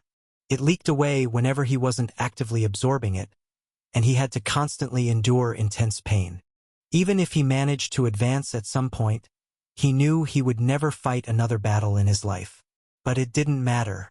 As long as his core changed color, it would be enough to prove the others wrong, to show them the path forward, to convince them to research his methods and improve upon them until they were safer to use. Eventually, the hero couldn't even walk anymore. He couldn't tend to his bushes either, nor could he take care of himself.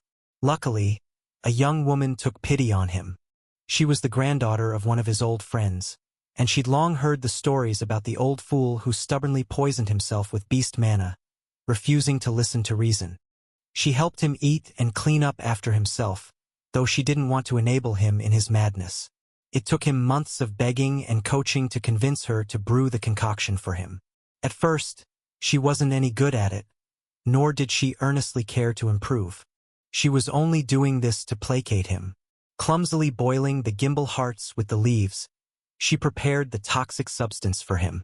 It was inefficient compared to his own efforts, but he didn't complain, happy to use whatever he could get his hands on.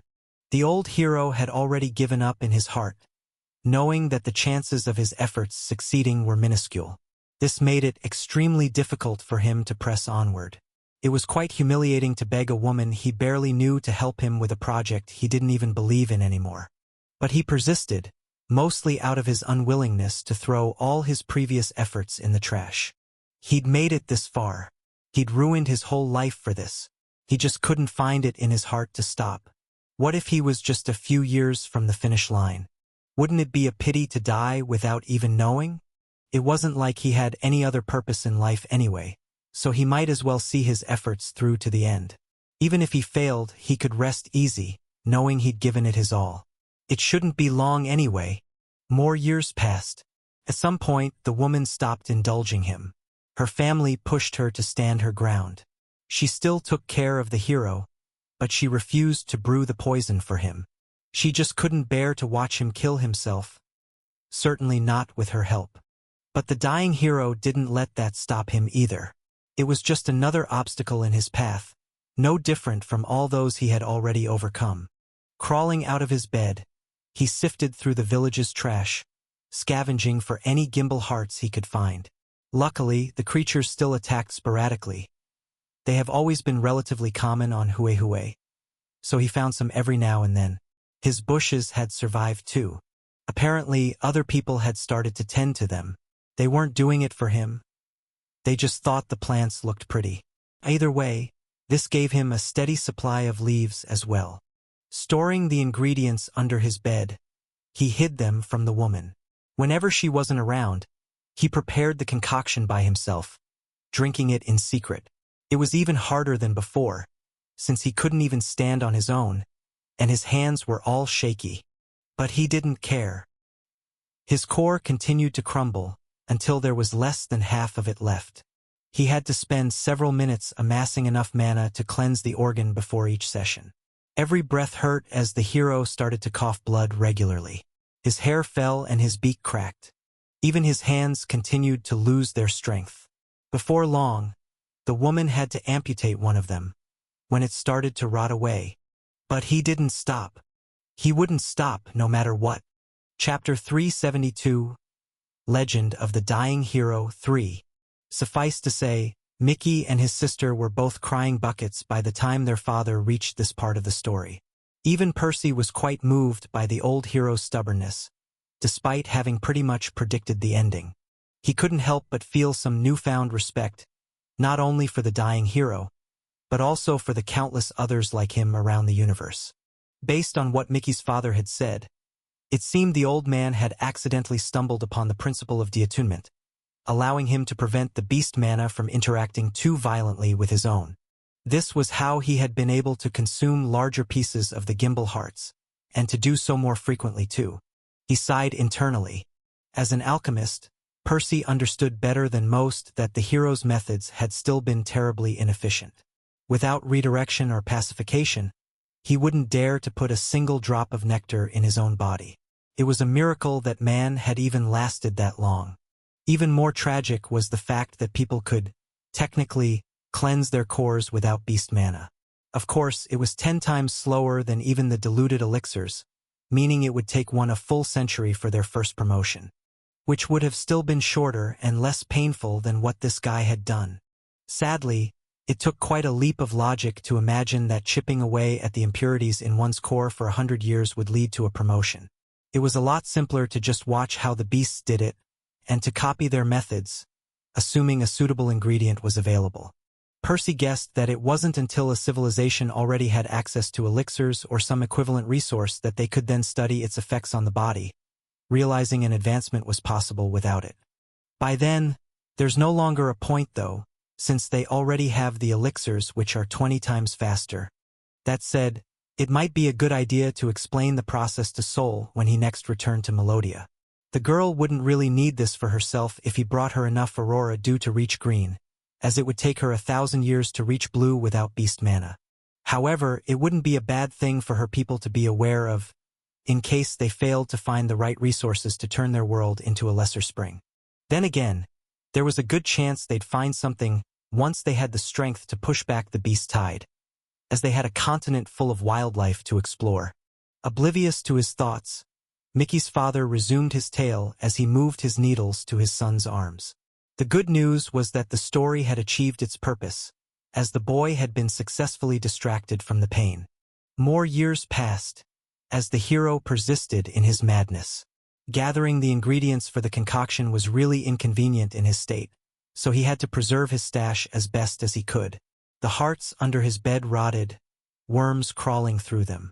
But he continued to consume them regardless, hoping the heat would kill the parasites. Yet, it wasn't long before he was completely unable to continue by himself. He was forced to beg the woman again. He told her everything, about sneaking around, about the hidden stash, even about the rotten hearts full of worms. The woman sighed, telling him she already knew. She had found out years ago. With tears in her eyes, she agreed to help him once more. She still thought it was a bad idea, but she fully understood how stubborn he was by now. Besides, he'd already wasted his whole life on this nonsense, so she figured she might as well help him through the final stretch. This book's true home is on another platform. Check it out there for the real experience. More years passed, as the hero's body continued to break. Everyone from his generation had already died a long time ago. Even the people who used to mock him had long perished in the attacks.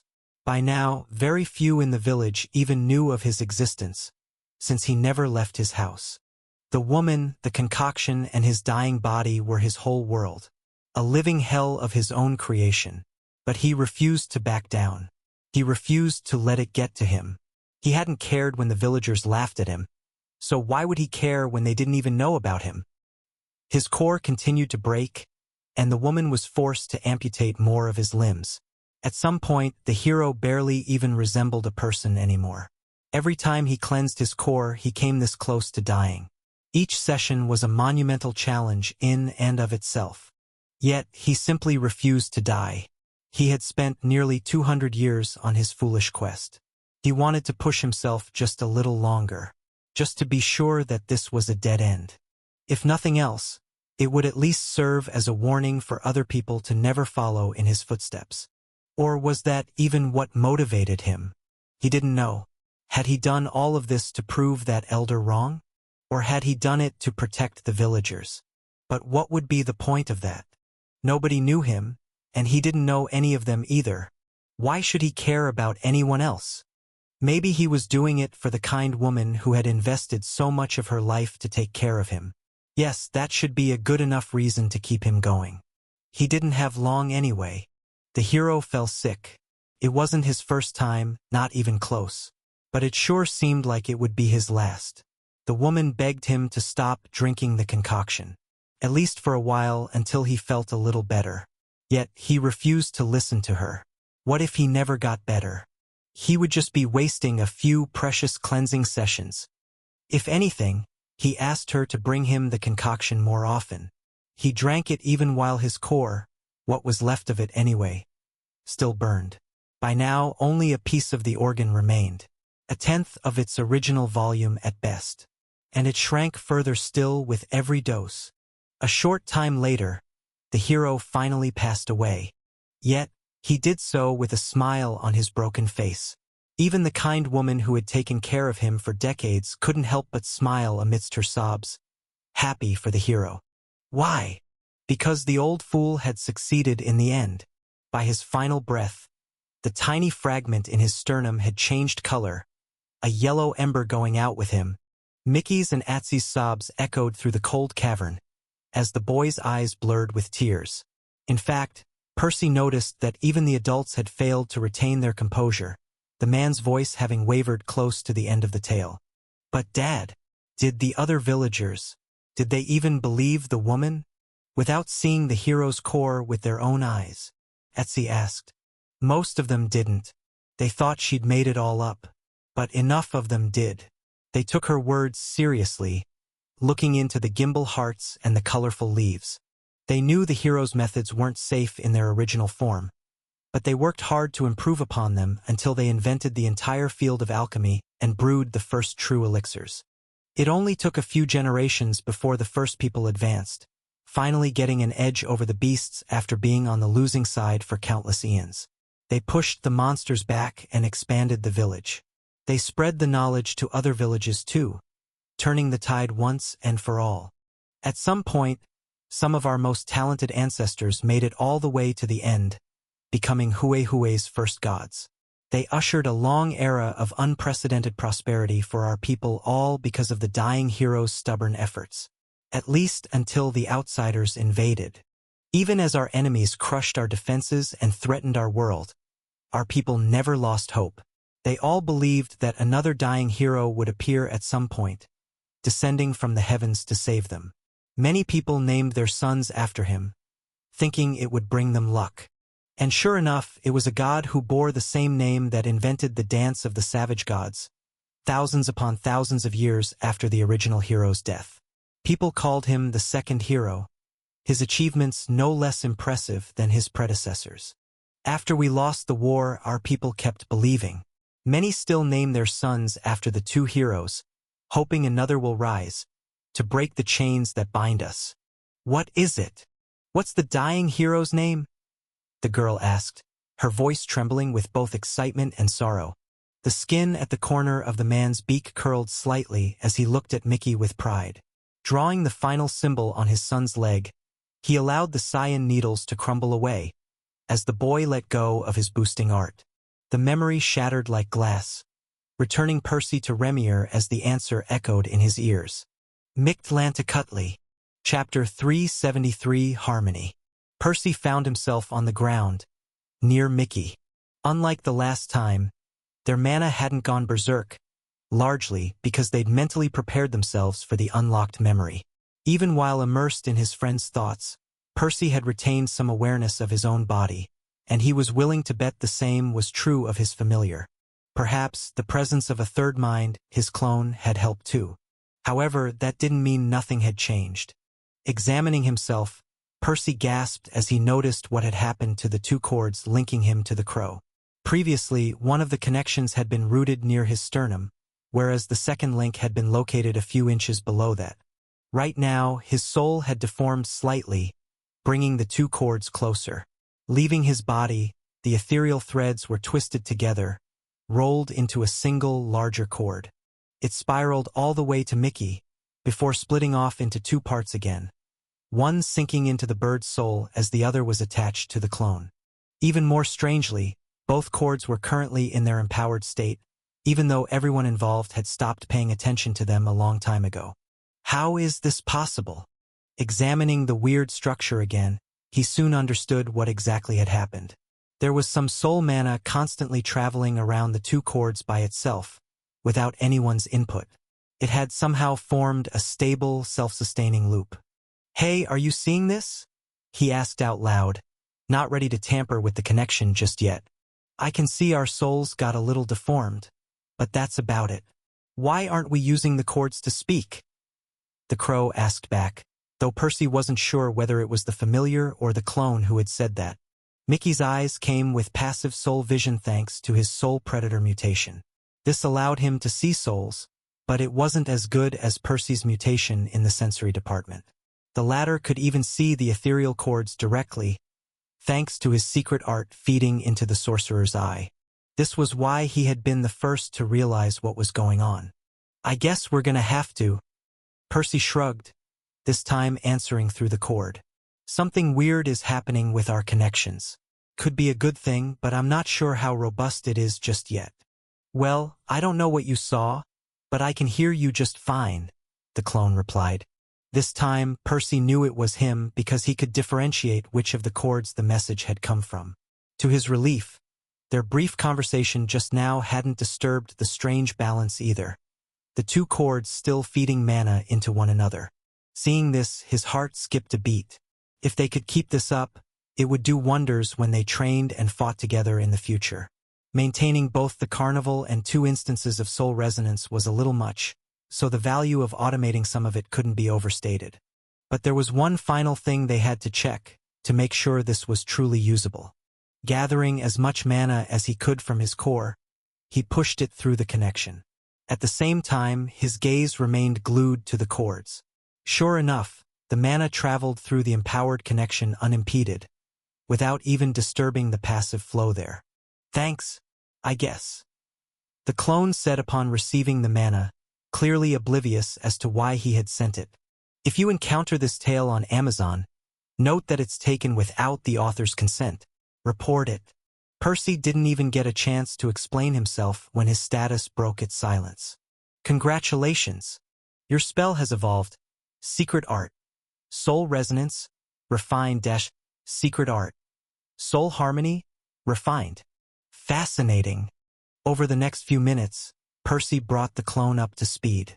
Next, the two talked about their new spell, speculating about its uses. Even though its tier hadn't changed, it would be far more impactful than its predecessor. What do you think will happen if I leave Mickey's body, though? I hope it's not too difficult to recreate this with a new clone. Percy frowned for a few seconds as he contemplated his counterpart's words, before ultimately shaking his head. It shouldn't be too hard. Even without Mickey recalling a new memory, we can manually twist our souls and the cords. They're quite malleable after all. I don't think my status would have bothered to register the upgrade if I didn't have the means to reproduce it at will. That said, he doubted he would be able to use the new spell with his regular clones. For that to work, he would obviously have to send them out in pairs. Even then, it was entirely possible the clones would just fuse into one, undoing all his efforts. Regardless, it was something to test in the future. For now, he was more than happy that he could use this with Mickey. Right, Mickey? Percy felt the urge to slap himself. With all the confusion about the cords, he had forgotten to check up on his friend. The memory the crow had just recovered had been quite an emotional one. No wonder he had remained silent all this time. Walking up to the giant bird, he squatted next to his face, gently placing his hand on the crow's beak. Mickey, how are you feeling? The crow let out a melancholic sigh. He had clearly regained awareness a while ago, but he hadn't been in the mood to join their conversation. My family, they were good people. I didn't even know how much I missed them until now. His eyes seemed to regain their focus as they looked at Percy. Say, did I tell you what happened to my father before I lost my memories? Percy felt a lump form in his throat, not knowing how to respond. He didn't have to be a genius to tell where his friend was going with this. No, he didn't know what had happened to the man. The old Mickey had never even mentioned him. But he didn't want to give him false hope. It was clear from the memory that Mickey's father had loved his family dearly. Percy couldn't imagine him ever abandoning them of his own volition. Since he hadn't been with them in the other memory, there was a very good chance that he was dead. Yet he didn't want to lie to Mickey either. In the end, he just shook his head. I see, the crow muttered, sinking into his thoughts. Percy plopped back on Mickey's wing, using the soft feathers as a cushion. The two just gazed at the drifting globules around them, remaining silent for a couple hours. They were both tired, but they shouldn't have any issue dealing with any beasts, should any show up. As for their training, well, that could wait a little longer. Eventually, Mickey spoke again. Percy, can we go back one day? To Huehue? I mean, it was always my intention, buddy. I've promised you already, didn't I? Mickey nodded. I know, but I don't just want revenge anymore. Sure, I want to get back at that Raziel guy and all his conspirators for everything they did to my world. And I want to help free my people. Yet I want so much more now. I want to learn what happened to my father, to see those places in my memories with my own two eyes. Even that bloody Colosseum and those frozen wastelands. Not that any of it was fun, but it was mine, you know? I want to visit the Dying Heroes village, if it still exists. I want to hear the second hero's story too. The god who invented the dance, if there is one, and to learn more about my heritage. Mickey turned his head away, not daring to look Percy in the eyes. But he continued speaking. I know I'm being selfish. You have your own goals, and you don't even know if it'll be possible to reach them. Yet here I am, asking you to go out of your way to take me to some faraway planet occupied by hostile gods.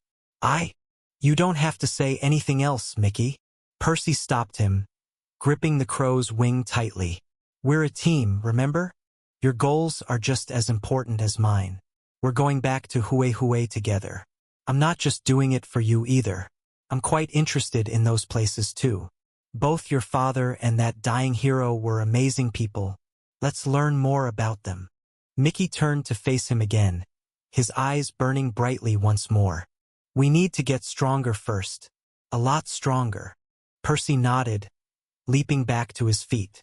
Taking a series of deep breaths, he activated his boosting art, before stretching his limbs and cracking his fists. Taking the hint, Mickey stood up too, both of their souls singing with new resolve. Yes, Mickey. Yes, we do. Chapter 374, Long-Term Goal. If it had been anybody else in Percy's boots, they might have found the giant tortoise a challenging opponent. Hidden within its fortress of a shell, they would have likely needed to somehow bait it into extending its limbs and its head out of their chitinous shelter before they could land a hit. Luckily, this wasn't much of an issue for a soul user like him. A flock of burning scythes was about to cleave right through the monster when a complication emerged. As the weapons spun mere meters from the beast's vulnerable soul, an elephant-sized bird flew between them, chased by 3 more avian creatures. Under any other circumstances, Percy would have continued with his attack regardless, happy to take another opponent down with the tortoise. Unfortunately, this wasn't an option right now, as the bird in question was none other than his own familiar. Damn it, Mickey! Watch where you're going! Percy was forced to steer some of the constructs out of their original path, while shattering the few closest to the crow so that they wouldn't injure him. Mickey didn't have it easy either, as he was close enough for the tortoise to nearly snap its reptilian beak at his wing. He was forced to fly out of the way clumsily, crashing on the ground. At the same time, one of Mickey's pursuers, a large eagle-like beast with an even larger wingspan than him, shifted its sights to Percy, probably thinking he would be an easier target. Its long talons dug where he had previously stood, barely missing him by a couple of feet as he moved out of the way. Granted, the situation wasn't that dire. Percy and Mickey didn't have much trouble regaining their footing and making quick work of all 4 of the beasts, and all the others stupid enough to attack them. Yet, that didn't change the fact that their blunder just now could have cost them dearly. About half an hour later, Percy split the last of the creature's souls in half, before plopping down on the mountain of giant carcasses. Mickey landed nearby, strolling around the ravaged battlefield in search of cores still in a decent enough condition for him to eat. Well, that was pretty embarrassing, Zorez suddenly said. Percy sighed. Tell me about it. I guess we could use a little more practice before we leave the valley. Strictly speaking, Percy and Mickey were more than strong enough to handle a beast wave by themselves right now. They'd deliberately held back earlier, as they had focused on practicing their coordination. In theory, soul harmony allowed them to keep both of their connections in their empowered states effortlessly. giving them constant awareness of each other's location and even the ability to share their senses freely. Sadly, that was too much information for them to process as they fought. Percy already had his hands full with all the complicated facets of his boosting art, from the circulating mana to the projections produced by his eyes, and all the constructs he had to command.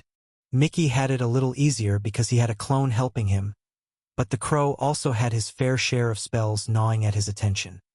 He also hadn't fought any difficult battles in a long time, so his senses had dulled a little. The fact that Percy's fighting style involved countless spinning scythes flying over the battlefield didn't help, as they frequently collided with the crow. Mickey's ice projectiles inhibited his own mobility too, albeit more rarely. Regardless of the reason, the two kept getting in each other's way. It was quite disheartening, because there were so many more things Percy wanted to test. They had yet to try controlling each other's spells or fusing their affinities. Yet here they were, still stuck at the first step. But he shook his head a second later. Oh well, it's probably best that we temper our expectations.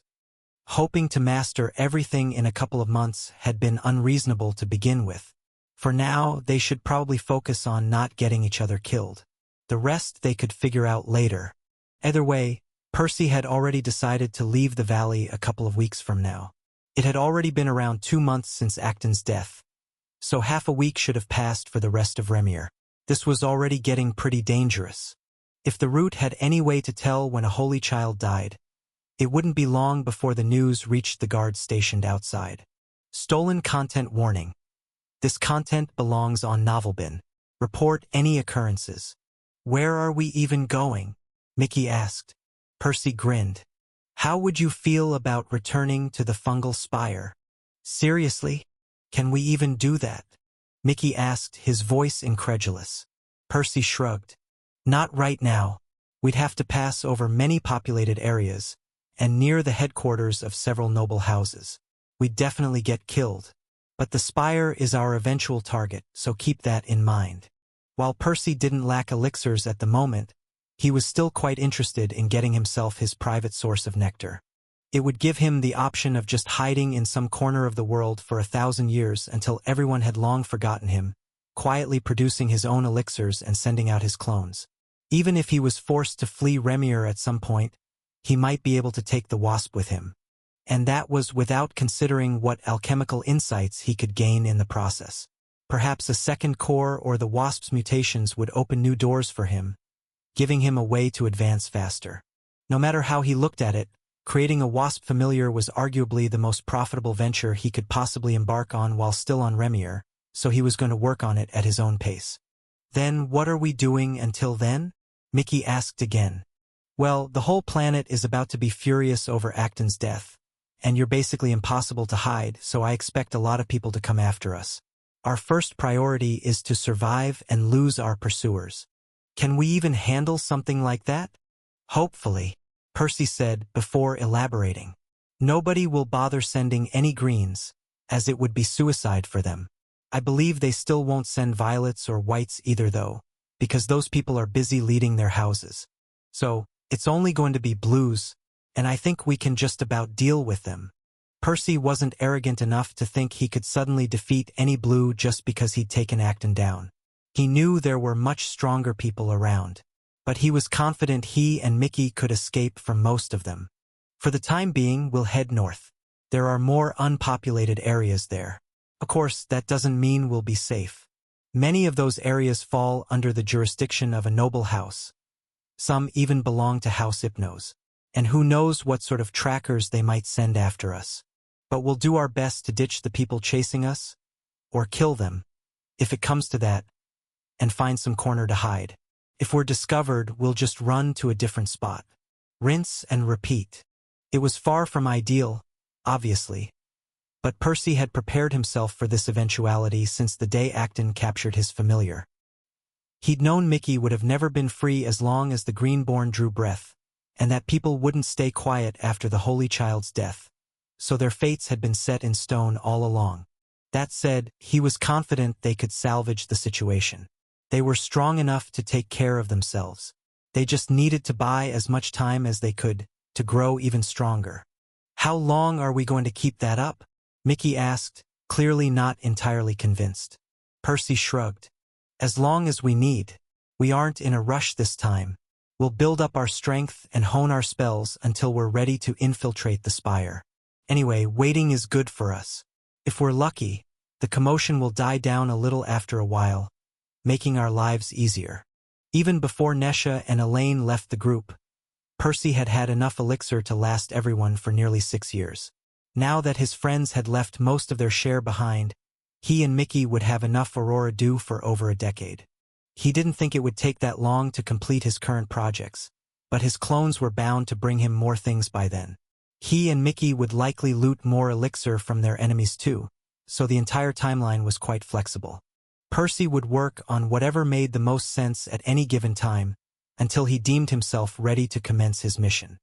But even if we grow strong enough to beat a bunch of blues without issue, how will we invade the guild? I thought they had 5 Violets stationed there. Percy nodded. Indeed, he didn't think it would be easy to surpass a Violet in so little time, let alone a whole group of them. As for his next promotion, it was over a century away. But this wasn't a problem. Who said anything about invading the guild? All we need is a wasp egg. We just need to fly to the top of the spire and kill a starry commander on the 5th level. I'll shove a clone in its body and we'll have it steal an egg for us from the hive.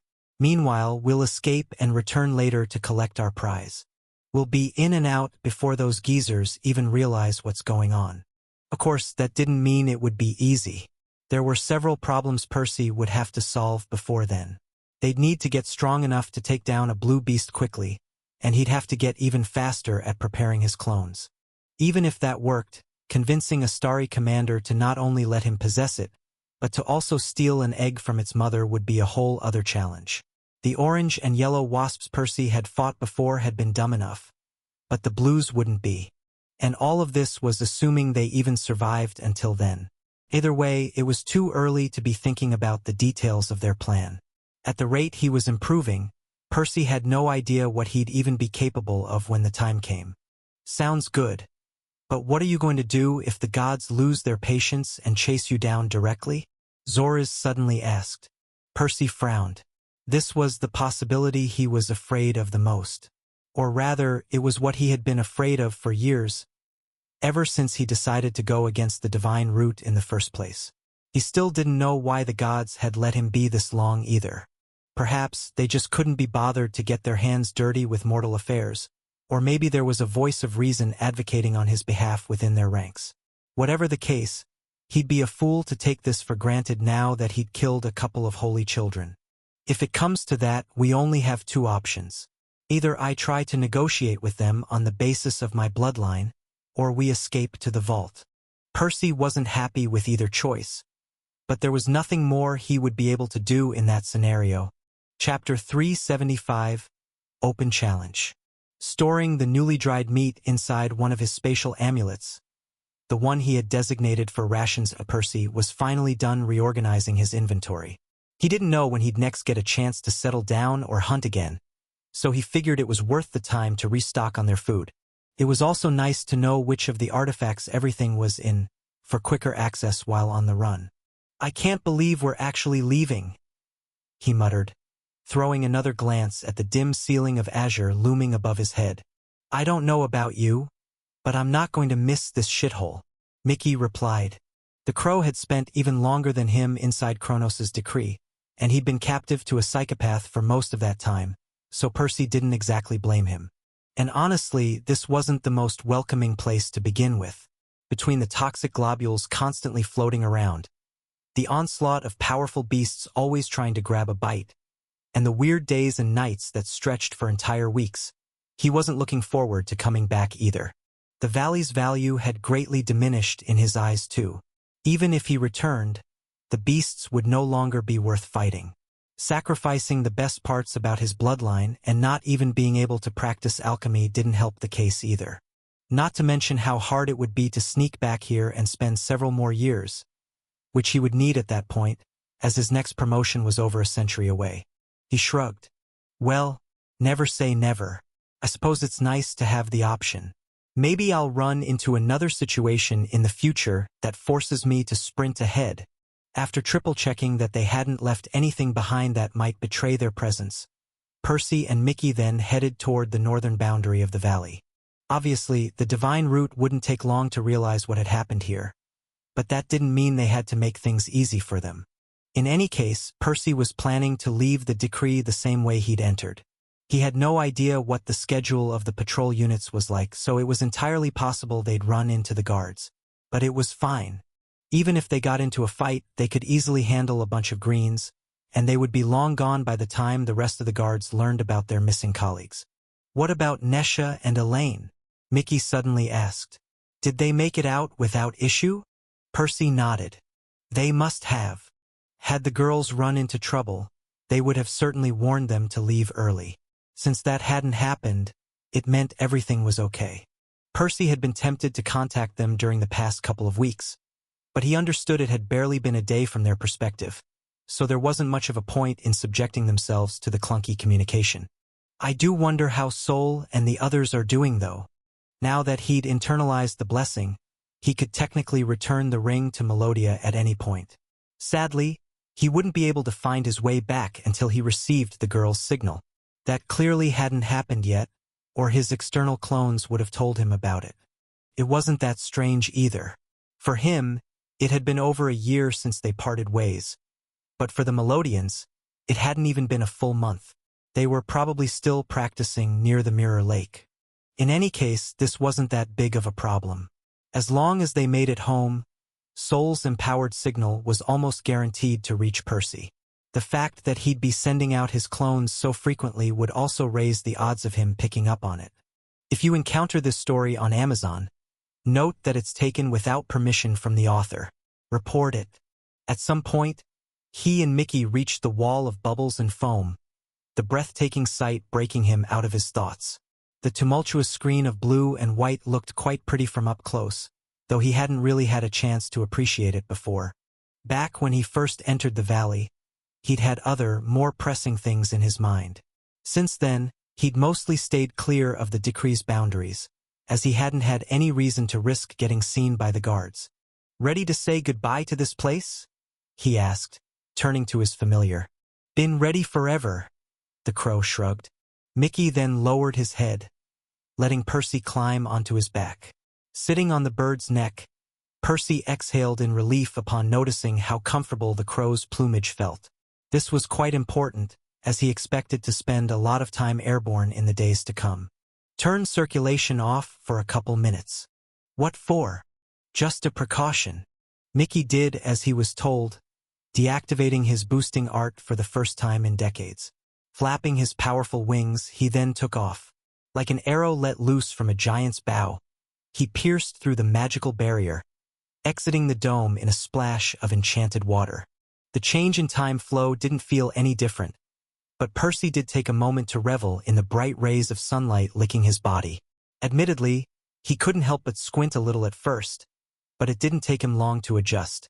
Remir's sun really felt much homier than the hellish star hanging over Melodia, just warm and bright enough to breathe life into the world, without tormenting its inhabitants.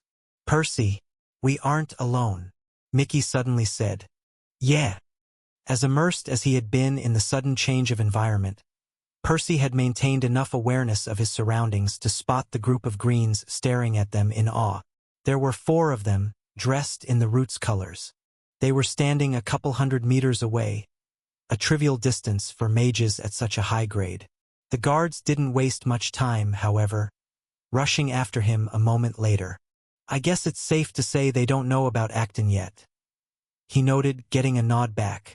Had they learned about the Holy Child's death, they wouldn't have been as eager to jump to their own. What do you want to do? Mickey asked. Percy's gaze lingered on the approaching greens for the briefest of instants, a wave of killing intent rippling through his soul for just as long. But he sighed the next moment, turning away. Let's spare them. You sure? Just go.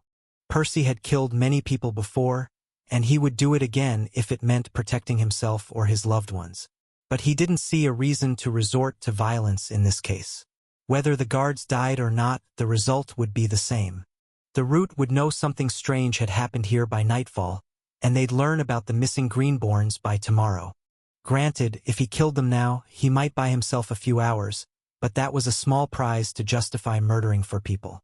By the time the guards reported him to their superiors, he and Mickey would have flown quite far anyway. The crow took off again, soon flying over the deep chasm separating the valley from the outside world, leaving the guards behind.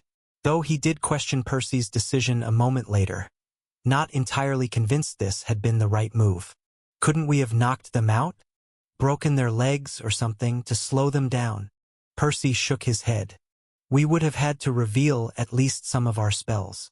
They would have spread the information, and all the groups coming after us in the future would have been trickier to deal with. This way, we can keep some of our trump cards hidden as long as we don't leave any of the blues alive.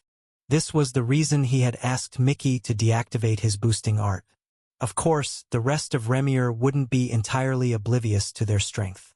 It was obvious he and Mickey were strong enough to fight blues, and everyone would have plenty of clues about their magic too. Mickey's second core and his ice affinity weren't a secret, and people had seen the glowing lines on his plumage before.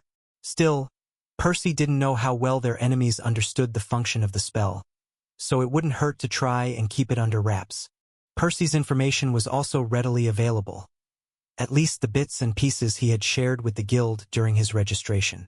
But a lot of it was vastly outdated, and the rest was brand new. Either way, we should probably assume it's all leaked just to be safe. If we end up catching them by surprise, it'll be a welcome bonus. On the flip side, Percy didn't know anything about his prospective pursuers either, so it wasn't like he'd have an advantage over them. He was keenly aware that every battle from here on out would be dangerous. Yet, he couldn't help but feel some excitement along with the fear. His heart thrummed wildly as his lips curled up. Bring it on, then. Let's see what all that training truly amounts to. Chapter 376. Hopefully not today. Earlier, floating countless miles away from his main body, Percy noticed some differences from his past clones.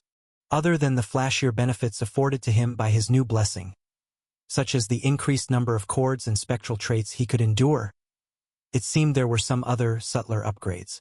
The cord linking him back to Remier felt weaker, and its pull was growing more slowly. No, that's not quite right. On further inspection, it wasn't the cord itself that had grown weaker. If anything, the concept of permanence had strengthened it too. Rather, it was his disembodied soul that felt heavier, better at resisting his main body's call. Of course, this was rarely a limiting factor in his adventures. Even when the pull strengthened, it was typically only able to drag him back while he was drifting in the void without a body. Whenever he was firmly embedded inside a healthy host, this was something he could mostly ignore. Even his host's health hadn't been much of an issue in a while, not since he mastered soul stitching. Nowadays, his clones tended to stay away for as long as they wanted, only leaving once they were done with whatever they were trying to do, or if they were in a hurry to bring some benefits back to his main body.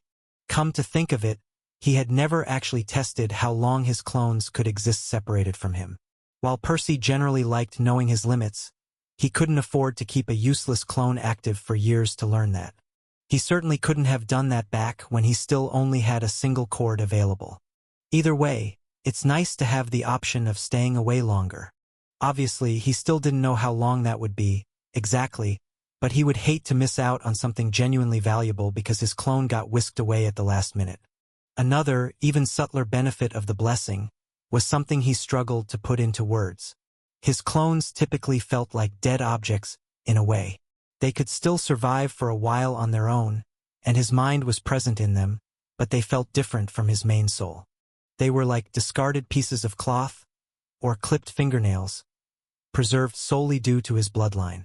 Right now, his soul felt a little closer to a real one. It still wasn't quite at the level where it could survive indefinitely by itself, but it reminded him more of a severed limb. There was still some lingering body heat, and some liquid blood flowing through its veins, metaphorically speaking. In other words, it had yet to fully die, the blessing working alongside his bloodline to preserve it a little longer. It wasn't that surprising, really.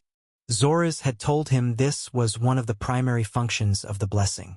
Hell, it was in the concept's very name. But Percy wasn't sure when or how any of these changes would help him. well, they're bound to show their worth sooner or later. Anyway, just because he could send out more clones now, it didn't mean he could afford to waste his time.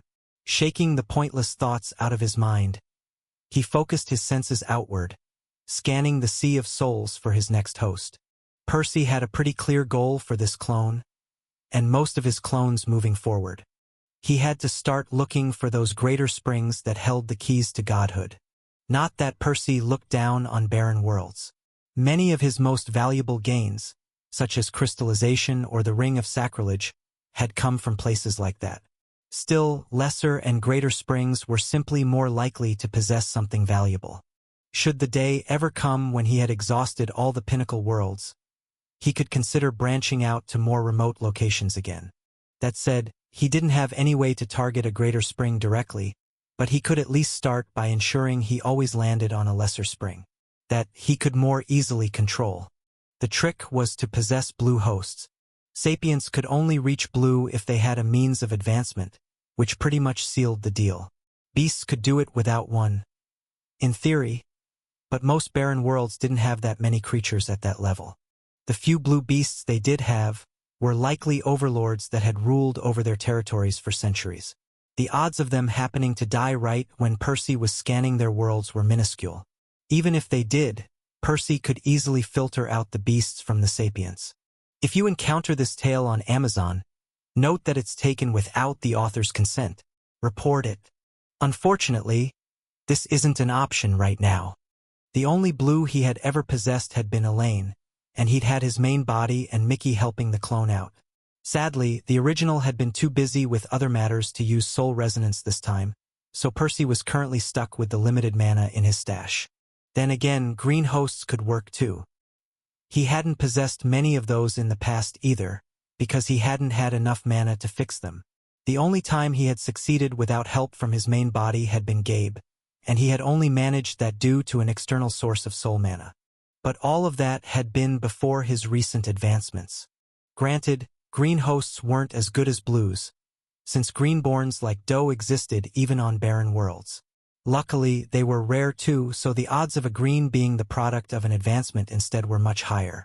With some semblance of a plan at hand, Percy ignored most of the prospective hosts around him, brushing over countless candidates in search of greens. Even when he found one, he ignored them unless they were both a sapient and surrounded by more greens. Obviously, being this picky meant it could take him much longer to find a host. Evidently, the newfound longevity of his clones might come in handy sooner than he had expected. Hours passed and then days, at least in his perception, though he did feel like he'd gotten better at telling. His main body's pull was still quite weak, so he could probably keep this up for several weeks, maybe even months, before it became a problem. Yet, it appeared he wouldn't have to wait that long. At some point, he found a bunch of relatively powerful sapients dying near one another. Among them, he saw everything from yellows to demigods. There was even a god there. Yeah, no, not going anywhere near that place. His first instinct was to run away and never look back. The mortals were currently dying a little too close to the god for his liking. Percy generally tried to avoid situations like this, since he didn't want to get discovered by a deity. Still, he hesitated at the last second, his curiosity getting the better of him. Is it me? Or is the god dying too? As always, the god's soul manifested in his senses like a bright sun, its burning rays brushing over everything in the area. But Percy noticed a few dimmer spots swirling within it, and a faint attractive force almost pulling him in. It was quite weak. It would probably be centuries until the god succumbed to whatever injuries had reduced them to that state. But there was no mistaking it. This was a dying god. Percy was tempted to possess them, though he held himself back. Not only would it be extremely risky to directly meet with such an entity, he knew he wasn't nearly powerful enough to heal them. Hell, he wasn't sure he would even be able to possess them. Was his flimsy mortal soul even capable of interacting with theirs in any meaningful way? But the rest of the dying souls also piqued his curiosity, as they were quite different from others he had seen. This was clearly a lesser spring at the very least, but its population was laughably small. Barely a few hundred souls. And not a single one of them was healthy. It was almost as if their entire race had gone extinct, leaving only a few survivors left. They were clustered together in some sanctuary, protected by their last surviving god, slowly dying alongside their deity. There weren't any beasts either, not even a single brown insect. It was quite bizarre, to say the least. What do these people even eat? Is everything on their planet dead? Percy really wanted to check the place out, but he was still wary of the dying god. Would they capture him? Erase him on sight? Maybe he was overthinking it, though. These people seemed like they had bigger issues to deal with than an invading Redborn. What if I try possessing one of the greens? Will I get discovered? The mortals were admittedly quite close to their deity, bathed in the potent radiance of the god's soul. Percy wasn't sure what that translated to in terms of physical proximity. Were they in the same country? The same city? The same building? Either way, staying here was probably ill-advised. But he knew he'd regret it if he didn't check the place out. Hey, even if I get discovered, it doesn't mean things will go badly for me. Not every god in the universe was a bastard. Percy might have something they wanted, and they might be willing to trade him something valuable for it. Who knew what kind of treasures that god possessed, and how desperate they might be? Worst-case scenario, Percy would lose his clone and an eighth of his seal. Neither of those things would be ideal, but they also wouldn't be impossible to recover from for his main body. Conversely, things could also go in a vastly positive direction. Even if he didn't find anything useful in that sanctuary of theirs, he might be able to explore the rest of their deserted planet and loot all sorts of abandoned valuables left behind by their deceased owners. Making his mind up, he located the healthiest-looking green in the group. They were still dying, but they did so a little more slowly than the others. Focusing on them, he allowed himself to sink into their body as he contemplated his life choices. One day, my greed will be the end of me, possibly multiple MES. He shrugged. Hopefully not today. Chapter 377, Strange World.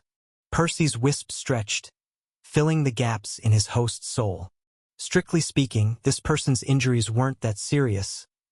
They had barely crossed the threshold of lethality, and they didn't seem to be worsening very fast either.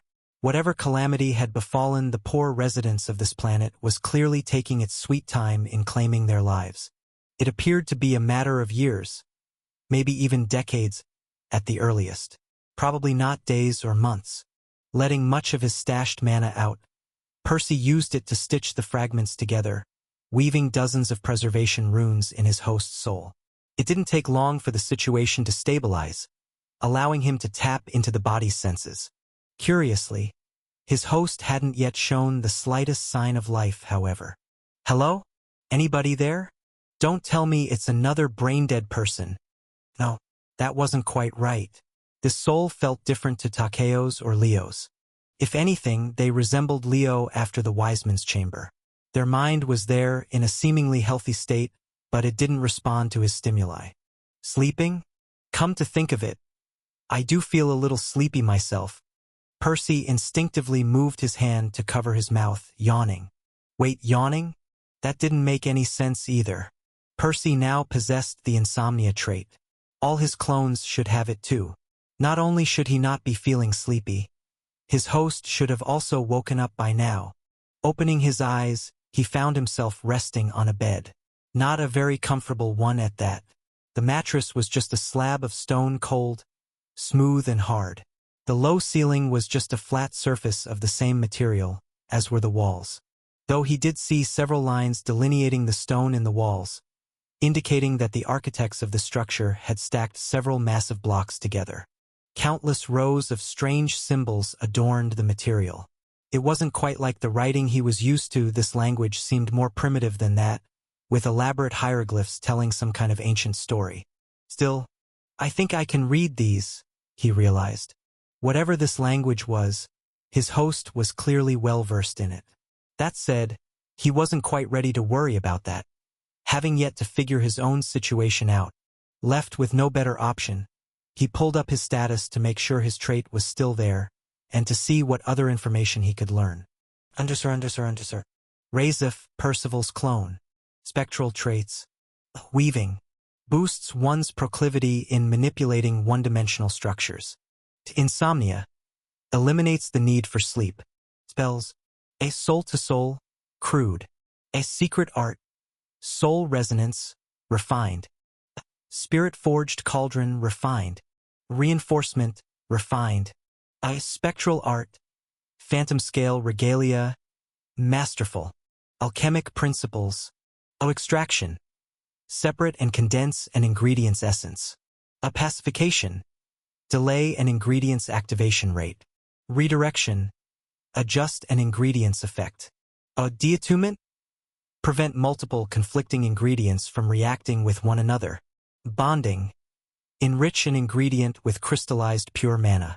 Restructuring, alter an ingredient's phase. A scaling, brew a greater volume of ingredients at once. Decrees, Phoebe's decree grants access to your status. Morai's decree, incomplete, grants the seed of a second mana core, requires potent life mana to germinate. Metatron's decree, open a one-way portal to the vault of magic at will. EA's decree, modified, augments and enhances your status. The narrative has been taken without permission. Report any sightings. Percy frowned at the sight. Sure enough, his trait was exactly where it was supposed to be, which meant that whatever had induced his drowsiness had somehow overpowered it. Was the affliction plaguing these people somehow related to this insidious sense of lethargy? More importantly, he quickly spotted a few other things he had never encountered before in his travels. My host doesn't have any mana cores. None at all. How is this even possible? Everyone needed a mana core to survive. Even Takeo's status had listed both of his cores, despite the fact that the boy had never awakened either of them. Percy's current host should have had them too. His soul was clearly at green. Percy wasn't an amateur. He'd learned to identify his host's grades decades ago. But how could Razif have a green soul without a green core? Furthermore, Percy had obviously passed him the Morai's decree too. But the seed of his second core wasn't there either. Scanning his surroundings once more, Percy focused on a detail he hadn't paid much attention to earlier. Everything around him was monochrome, the bed, the room, and even his own body softly glowed in a deep shade of red. Earlier, he had ignored that fact, chalking it up to his host being colorblind or something. Perhaps there was more to it than that, however. It looks a bit like mind mana. There was no mistaking it. Percy had run into the rare affinity a bunch of times in the past. Phoebe's mana had permeated the temple where he had tested for his affinity, and the enlightenment potions he had fed to his familiar had sported the same color. Could be a coincidence, but he didn't think that was the case. So, was that what this was? Could it be that he wasn't in the physical world at all, but rather inside someone's mind?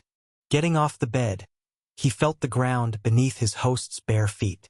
It was solid, made of stone like everything else. Walking up to the wall, he traced the engravings with his fingers, feeling the jagged edges, even nicking his skin on a sharp tip at some point. It sure feels real. Even if Razif's mind had somehow been extracted from his body and stuffed inside someone's mind, or perhaps his own, that didn't explain how Percy had managed to possess them. Souls were supposed to go inside bodies, and minds, in his experience at least, went inside souls. Maybe that doesn't always have to be the case. Percy couldn't help but think back to Ray's words. Souls were a record of one's experiences. If somebody's mind found itself in some kind of virtual world, where it could survive and walk around in some semblance of a physical form, would their soul then adapt to the situation, inhabiting the fake body as if it was real? It was admittedly quite a leap of logic, but he felt it was close to the truth. Still, that left several questions unanswered. Who or what had done this to these people? Another faction? A powerful god? Or something else entirely? Was Percy currently inside a dream? And if so, who did this dream belong to? Was Razif simply trapped inside his own mind? Or were they currently in the dying god's mind? The thought made him shudder. Well, if I'm lucky, the god might be asleep too, though I could end up the same if I'm not careful. Whatever the case was, this was certainly a dangerous place. Percy could think of a dozen things that could go wrong, just off the top of his head.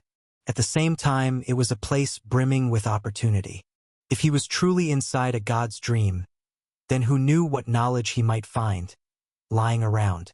Percy doubted he'd find anything tangible that he could bring back to Remir, but treasures came in all forms. This world, or at least the world his host had originally come from, had definitely produced gods in the past, so he might find some alchemic secrets in here. Let's make this quick then. Before leaving the small room, Percy scanned his body more carefully to see what he was dealing with. His host appeared humanoid, though he was quite lanky. If Percy gauged his proportions correctly, and if they correlated to this person's original body, he was probably a man standing at around 2 meters tall. His limbs appeared thin and frail, each only sporting 4 digits. Razif wore nothing but a simple kilt, just about covering his privates and his thighs. There was no reflection in the room, so Percy didn't have any way to check his own face, but it didn't really matter much either. Next, he shifted his attention to the engravings on the wall, hoping they contained information that could help him. Razif, Orangeborn Fire Affinity, born in 13,234 AC. Son of Biku and Lennet, resident of Deirilos town in the Maharian Desert, husband to Henia, father to Sifin and Taya. Enlisted as a divine knight in 13,307 AC. Succumbed to the slumber in 13,325 AC. Sealed in the sanctuary in 13,327 AC. There was a lot more there, but Percy quickly realized it just listed his host's personal information. Whoever had stuffed him inside this dream of the sanctuary presumably had clearly felt the need to preserve the information, probably not expecting this man to ever wake up again. Even with Percy's trait affecting him, the guy's mind appeared too corrupted to as much as stir in his slumber. Well, I don't know how long this illness would take to overpower my trait entirely, but I'd rather not bring this crap back to my main body. Percy briefly considered leaving immediately, not wanting to risk getting infected. That was when he noticed something that sent a chill down his borrowed spine. He could barely feel his cord. He had no idea when this had happened, but something was blocking his connection to his main body. Unless he solved this issue, he might not even be able to return. He was stranded. Chapter 378, Sanctuary. Overcome by panic, Percy took a few deep breaths to calm himself down. Part of him wanted to question whether it was even real air he was inhaling, but he had bigger things to worry about. For the first time since his original meeting with Sol, he found himself trapped, not even having the option of ditching everything to return home. Granted, the connection to his main body wasn't entirely gone. He could still feel it tugging softly at his soul, and he could even pinpoint Remir's general direction. However, the ever-present force pulling him there was greatly suppressed at the moment. An even stronger force locking him in Razif's flesh. Is it because of this strange world? Or is somebody doing this to me on purpose? Each scenario was more chilling than the last, and he wasn't even sure which one he preferred. Either way, he wasn't completely out of moves just yet. Turning his senses inwards, he tried to activate Metatron's decree, to see if he could still escape to the artificial world and possibly return to Remir from there. No response. Percy had discovered a long time ago that he couldn't open the portals in his disembodied state. His soul wisps had to possess a host before activating the ability, for whatever reason. Apparently, his current body didn't qualify either. Or maybe the decree was simply suppressed by the same rules interfering with his connection. Scrambling to come up with a solution, Percy then tried to extract an empty vial from his seal. Not that he had anything in there that would help him leave, but he figured it was worth knowing whether his internal storage was even accessible. Sadly, he soon confirmed it wasn't. Testing this with various items, he found himself unable to take anything out. Conversely, he probably wouldn't be able to store anything in it either, though there was nothing here to test that with. The only object in Razif's room was his stone bed, and it appeared fused to the floor. The man didn't even have a pillow, and a cursory test revealed that Percy couldn't even chip a piece off the material. Okay, that settles it. This is definitely not a physical world. Frowning, he considered his last resort. Whether Razif's body was real or not, Both of their souls currently resided within it, as did his stash of mana. Percy might not have access to a proper mana core right now, but he wasn't entirely powerless. Drawing a sliver of fused mana out, he noticed, to his delight, that it appeared in its original bluish-gray color even here, painting a stark contrast against the backdrop of red. Manifesting a tiny orb no larger than a cherry, he moved it around the room, watching it phase freely through every surface, the bed, the walls, the floor, and even the ceiling. Evidently, that property of his soul affinity worked here just as well as it did everywhere else. Percy tried to turn the substance corporeal too, though that didn't seem to change anything. The orb still passed through the objects in his surroundings like before. Had this world's rules prevented him from shifting its state? Or did pure mana not interact with the stuff in here either? Well, whatever the case is, I can use it to destroy myself if it comes to it. To his relief, this was an option this dreamlike place had failed to rob him of. Not that he liked the idea of essentially committing suicide, but it was definitely better than falling in deep slumber and getting stuck here forever. Besides, he'd come here knowing the risks, so he couldn't complain. I should still look for another way out before resorting to that though. Having nothing else to do in Razif's room, Percy decided to explore this place some more. The room wasn't sealed. There was a single doorway without a door, leading to a long corridor. The doorway's dimensions were a little off. It was taller and narrower than what he'd seen in other places, likely to accommodate the physiology of the natives. The narrative has been taken without permission. Report any sightings. But he didn't care about that. The corridor was rather dim. Much like Razif's room, there wasn't any dedicated light source. Instead, this whole world seemed to hum in a soft red glow, faintly illuminating everything.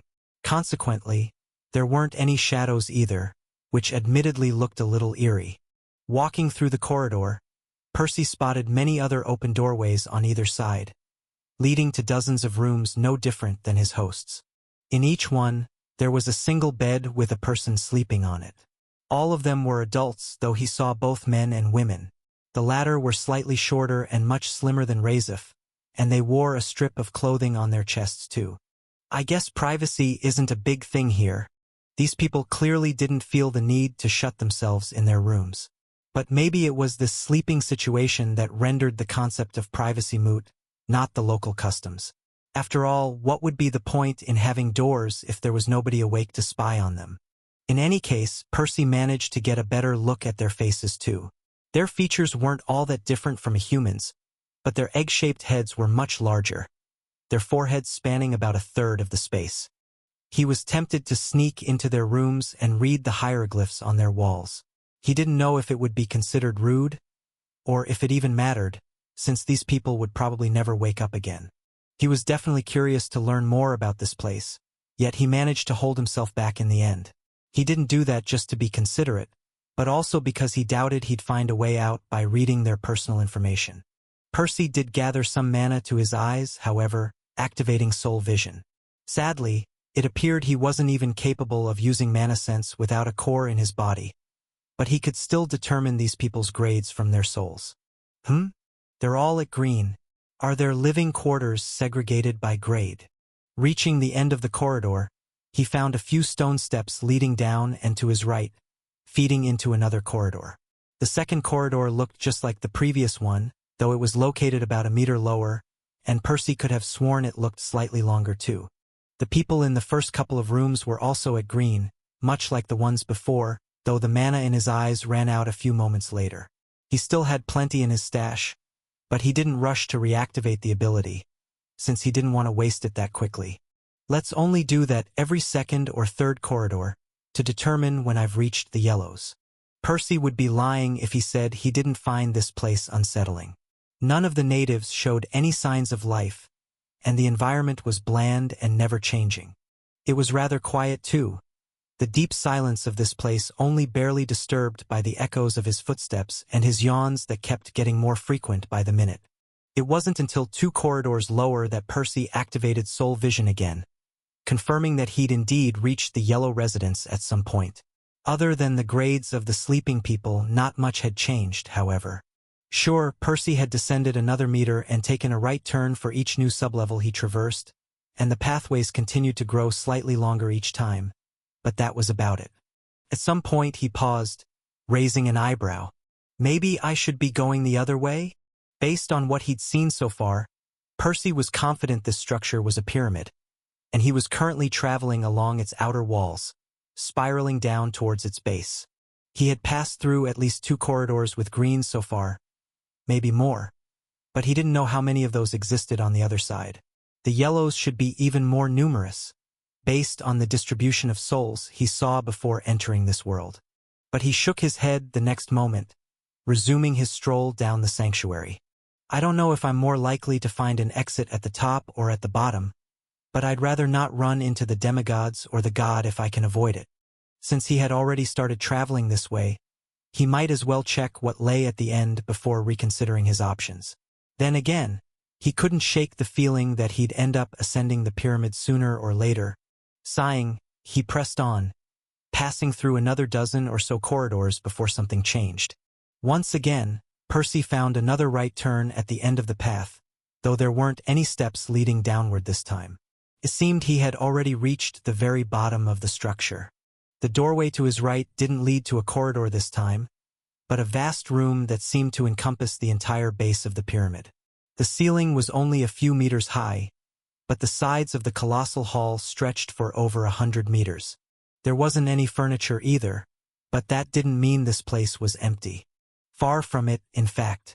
The room was densely covered in writing, rows upon rows of hieroglyphs decorating literally every surface, from the floor beneath Razif's feet to the ceiling above his head.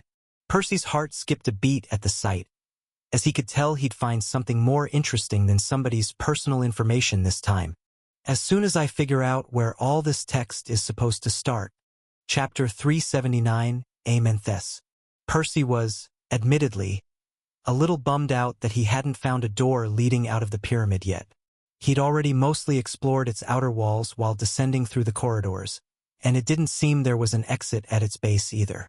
It appeared that his only chance would be to find one near the very tip of the structure, and even that wasn't a certainty. Suffice to say, his odds weren't looking good.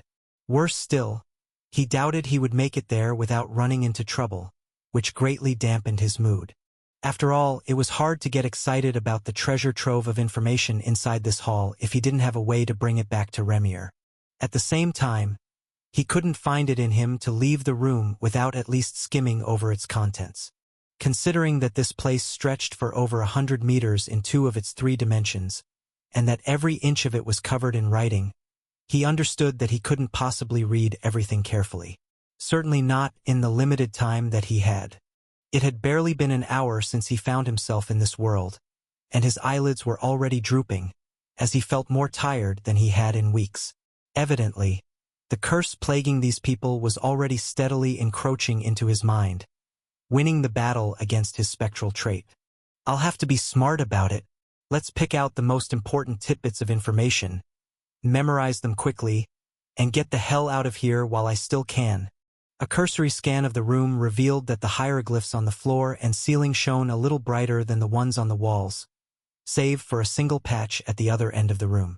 It was a column a few meters wide, glowing more intensely than its neighbors.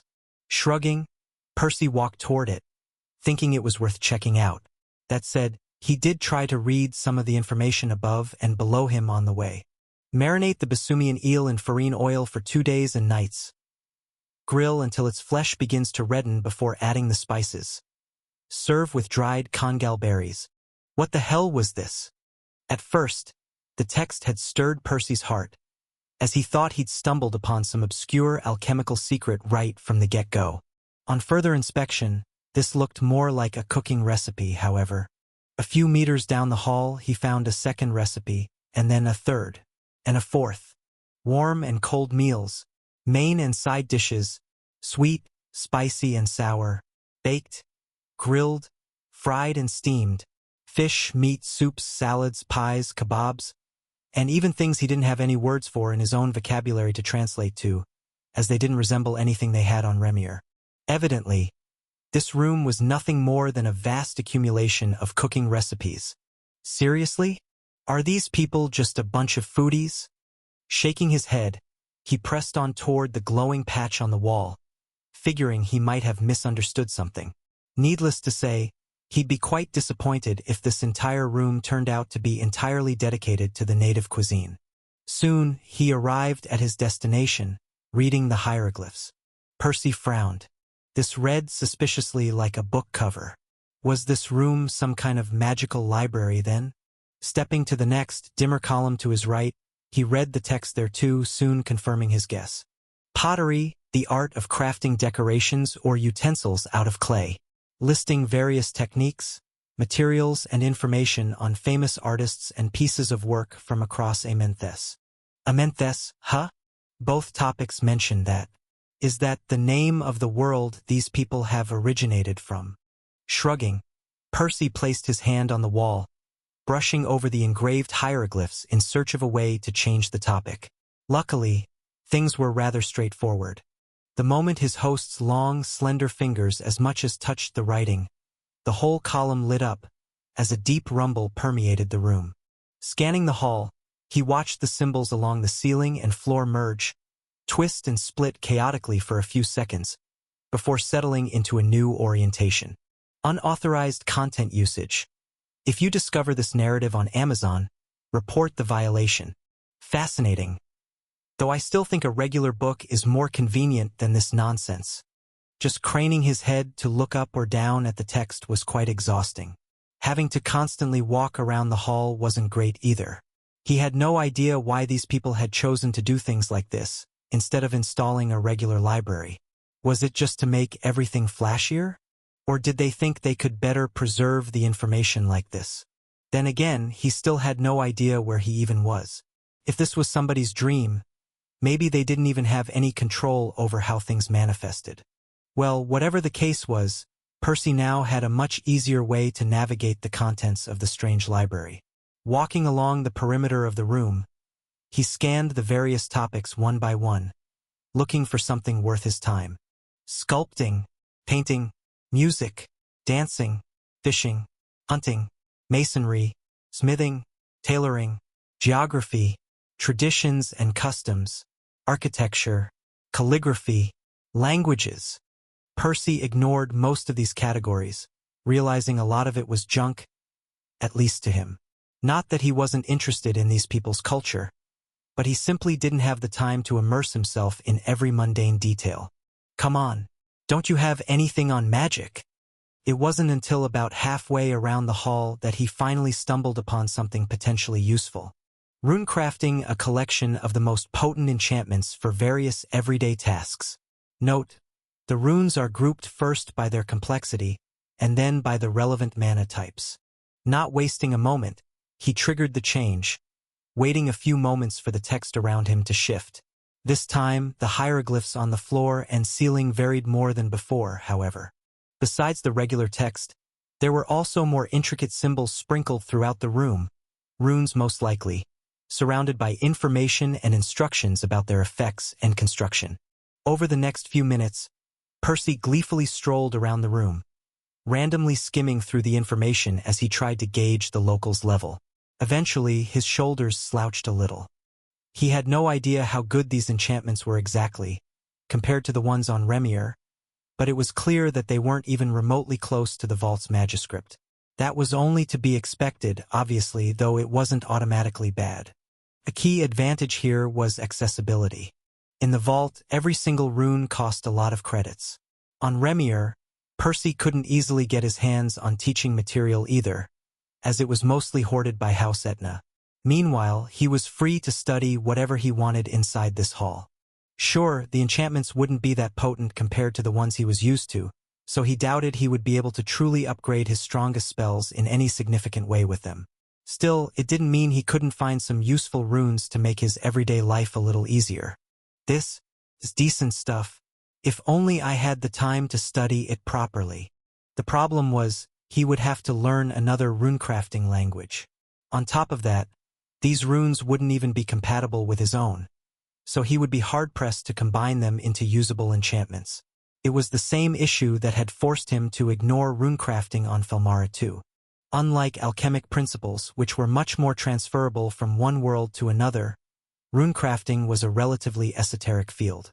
Furthermore, Percy already had fairly consistent access to the best runecrafting language he could have hoped for.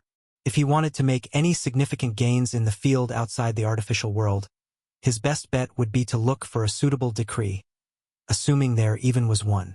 Oh well, the people of Amenthus have produced at least one god, so they should have discovered alchemy too. I just need to find it.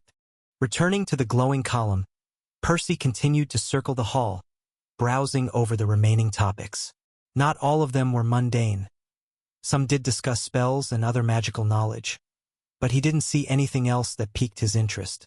It wasn't until he was almost back to the original column, the one on culinary arts, that he finally found what he was looking for. Seriously? All the way here? Percy couldn't help but roll his eyes at his bad luck. If only he'd traversed the room in the opposite direction, he would have stumbled upon this in the first few seconds. Then again, he would have probably wanted to search the whole place regardless, in case he found anything else of value, so the end result would have been the same. Shrugging, he placed his palm on the wall again, causing the symbols to light up. Curiously, the topic literally translated to potion making in his host's mind. They clearly didn't have a separate word for alchemy. He didn't know if they simply used a different name for the field, or if they'd hidden the more sensitive information elsewhere, but he sure hoped it was the former. Diving into the text, it didn't take him long to wrap his mind around the topic. The gist of it was that they had indeed developed a cultivation resource on par with elixirs, which made sense for a lesser spring. Most impressively, Amenthus was, or had been, blessed with not just one, but two sources of stable beast mana. The first were the scales of some kind of aquatic creatures, while the second was extracted from the horns of some land-dwelling beasts. That definitely got Percy's hopes up. If they'd found some way to combine the two ingredients to create even more potent elixirs, it would open new doors for him. Sadly, he quickly realized they'd done nothing of the sort. Their alchemists, or potion makers as they called them, had merely found lots of standard ingredients around their planet.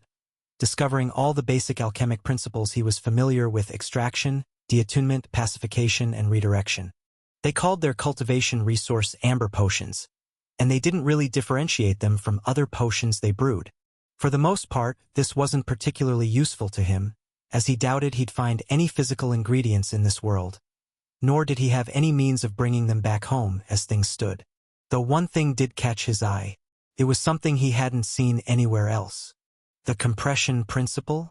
Now, that's a new one. Chapter 380, Compression.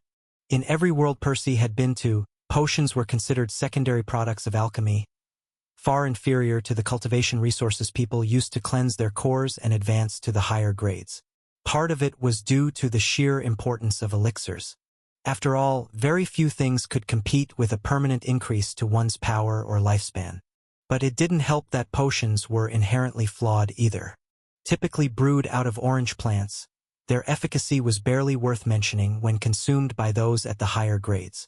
Percy had experienced firsthand how his most recent advancement had muted his potion's effects on his own body, and yellow wasn't considered a high grade either. For people like Galahad or Archibald, potions were completely useless, let alone gods and demigods. The reason for that was fairly simple too. Every living creature required a mana core to survive, and that included plants, which potions were made of. That said, the way in which mana cores manifested was very different for flora than it was for fauna. When it came to animals, brown was a grade reserved for only the tiniest of creatures, such as insects. Any mundane animal larger than that, from mice to whales, usually had a red core instead. Once a beast reached orange, both its body and its demeanor changed in all sorts of ways, and it was almost always considered a magical creature. Of course, there were some exceptions. The starry wasps Percy had hunted before were insects, so they turned into magical creatures as early as red, in the form of the starry drones he had seen at the base of the fungal spire. Plants, on the other hand, didn't have a single mana core.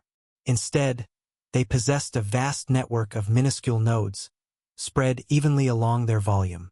Mundane plants had a brown core regardless of their size. Even a towering tree could have that, though its mana would barely be perceptible in that case, due to how thin it was and how widely it was distributed. Meanwhile, magical plants were mostly found at red or orange. The former were used as secondary ingredients for various alchemic steps, their properties often determined by their affinity, while the latter were considered main ingredients out of which potions could be brewed. As a result, potions were essentially always at orange, regardless of the grade or the skill of the alchemist who had brewed them, or the method that they had employed. Yellow plants did exist, but they were far rarer than yellow-born sapients or beasts, and a slightly more potent potion wouldn't exactly be enough to fix the problem either. Sadly, plants never had the beast affinity nor any intelligence, so it was impossible for them to advance, and thus the whole universe was stuck without blue or violet potions, generally speaking. There were some unique plants that seemed to break all convention, like the jade tree the Divine Order had gifted to House Avalon, which was brimming with dense life mana, or the lotus of a myriad rivers Percy had used to change Mickey's affinity. Percy hadn't the slightest clue how such things could even exist, nor did he know whether anybody had ever succeeded at brewing anything with them, but they were clearly rare enough that it would be a waste to use them for a one-time consumable product with a temporary effect. However, it appeared there was another, more reliable way to concoct potent potions, one which the Amenthei had discovered: the compression principle. Rather than relying on the occasional higher-grade plant, these people had instead come up with a method of fusing many regular potions into a more potent variant. The idea was simple enough that every alchemist had considered it at some point, Percy included, though this was his first time coming across a civilization that had managed to realize it. Sadly, their approach had its own share of drawbacks. In theory, one would need a minimum of 3 orange healing potions to brew a single yellow potion, 3 yellows for 1 green, and so on. In practice, there would inevitably be some losses, much like with every other alchemic step Percy had studied in the past. These losses were comparable to the losses incurred when a yellow creature consumed an orange potion, which kinda defeated the purpose of the technique. Simply put, a similar quantity of orange ingredients would be wasted to heal a green's injury, regardless of whether those losses were incurred inside a cauldron during the brewing process or inside that person's body. The story has been taken without consent. If you see it on Amazon, report the incident. No, that's only the case for the average alchemist. If your brewing yield is high enough, you can probably get more value out of your ingredients this way. Percy's yield was already extremely high for both his age and his grade, thanks to his constant cheating. If he were to master another alchemic principle, it would likely climb again, so this would probably be worth it for him. And this would get even better once he stumbled upon more principles in the future, or once he upgraded his alchemist's intuition to refined. If he could get his brewing yield close to 100%, or at least 90%, one day he might be able to brew something like a violet healing potion with just over 100 of his green mushrooms. Meanwhile, if a violet mage wanted to receive the same amount of healing from the regular potions, they'd have to consume closer to 1,000 mushrooms worth. Furthermore, it wasn't just the wasted ingredients that one had to consider. There was also a question of practicality. A single violet potion was something one could easily swallow in an instant, whereas taking 1,000 orange potions meant drinking a whole bucket. And if Percy wanted to use his potions in tattoo form, well, there simply wouldn't be enough space to draw them once he reached blue or violet, even if he covered every inch of his body with orange ink. Thus, learning and incorporating the compression principle into his brews was the only way for Percy to not waste all the time and effort he'd previously spent with his other principles. Thinking of something else, he couldn't help but raise an eyebrow. It actually goes so much further than potions. Understanding how to forcefully elevate the grade of a potion might help me come up with a way to advance without elixirs, or to at least make elixirs more useful. Percy didn't think the compression principle could be applied to elixirs directly, because nectar worked differently from other ingredients. Much like his crystallized mana, it wasn't separated into different grades. Starry soldiers and knights simply produced more of the same substance than drones or workers, rather than a more potent form of it. That said, he already had some ideas that he wanted to test in the future. His boosting art already almost raised his grade, though it was missing a couple of steps. On top of that, Percy wanted to try drawing runes inside his core at some point using precasting. Adding the compression principle into the mix, and he might just have enough tools in his arsenal to induce an artificial advancement. It was an ambitious plan, but it was also exactly the kind of thing he'd need to invent if he ever hoped to attain divinity as a Redborn. His next advancement was over a century away, so he'd probably have to give this a shot before that once he had the time for it. All right, I'm sold. But that still doesn't solve my immediate problems. As much as he wanted to study the new principle, he didn't have the time to read everything here in detail. Percy would have to skim through the information on the ceiling to understand the gist of what the Amenthei had done. As for actually practicing and registering the technique, he'd have to wait until he returned to Remir, assuming he found a way out of the sanctuary. Let's not dilly-dally, then. Not wasting another second, Percy downright skipped all the historical information about how the first alchemists on Amenthei had originally discovered the principle, and all their failed experiments from back when the technique was still in its infancy. Practically running through the hall, he scanned the relevant sections both above and below, searching for the fundamental components necessary to study the principle by himself. Much like a course promotion, elevating a potion's grade comes down to compressing the mana down into a denser state, hence the name of the principle. Yeah, no shit. I could have guessed that by myself. Rolling his eyes, he moved on to the next paragraph, and the one after, ignoring all the details he didn't think were crucial. But simply compressing the liquid from the outside isn't enough. A mage passively uses their willpower to condense the mana inside their core. Sadly, it's impossible for us alchemists to infuse our willpower into an ingredient's mana. So we had no choice but to look for an alternative. Percy yawned for the millionth time since coming here, the 10th this very minute. In fact, realizing he was running out of time, he hastened his steps, knowing he was close to the answer. The most important thing is to use a secondary ingredient rich in gravity mana. It pulls at the potion from within, helping greatly with the compression. There. Now we're getting somewhere. But that alone isn't enough.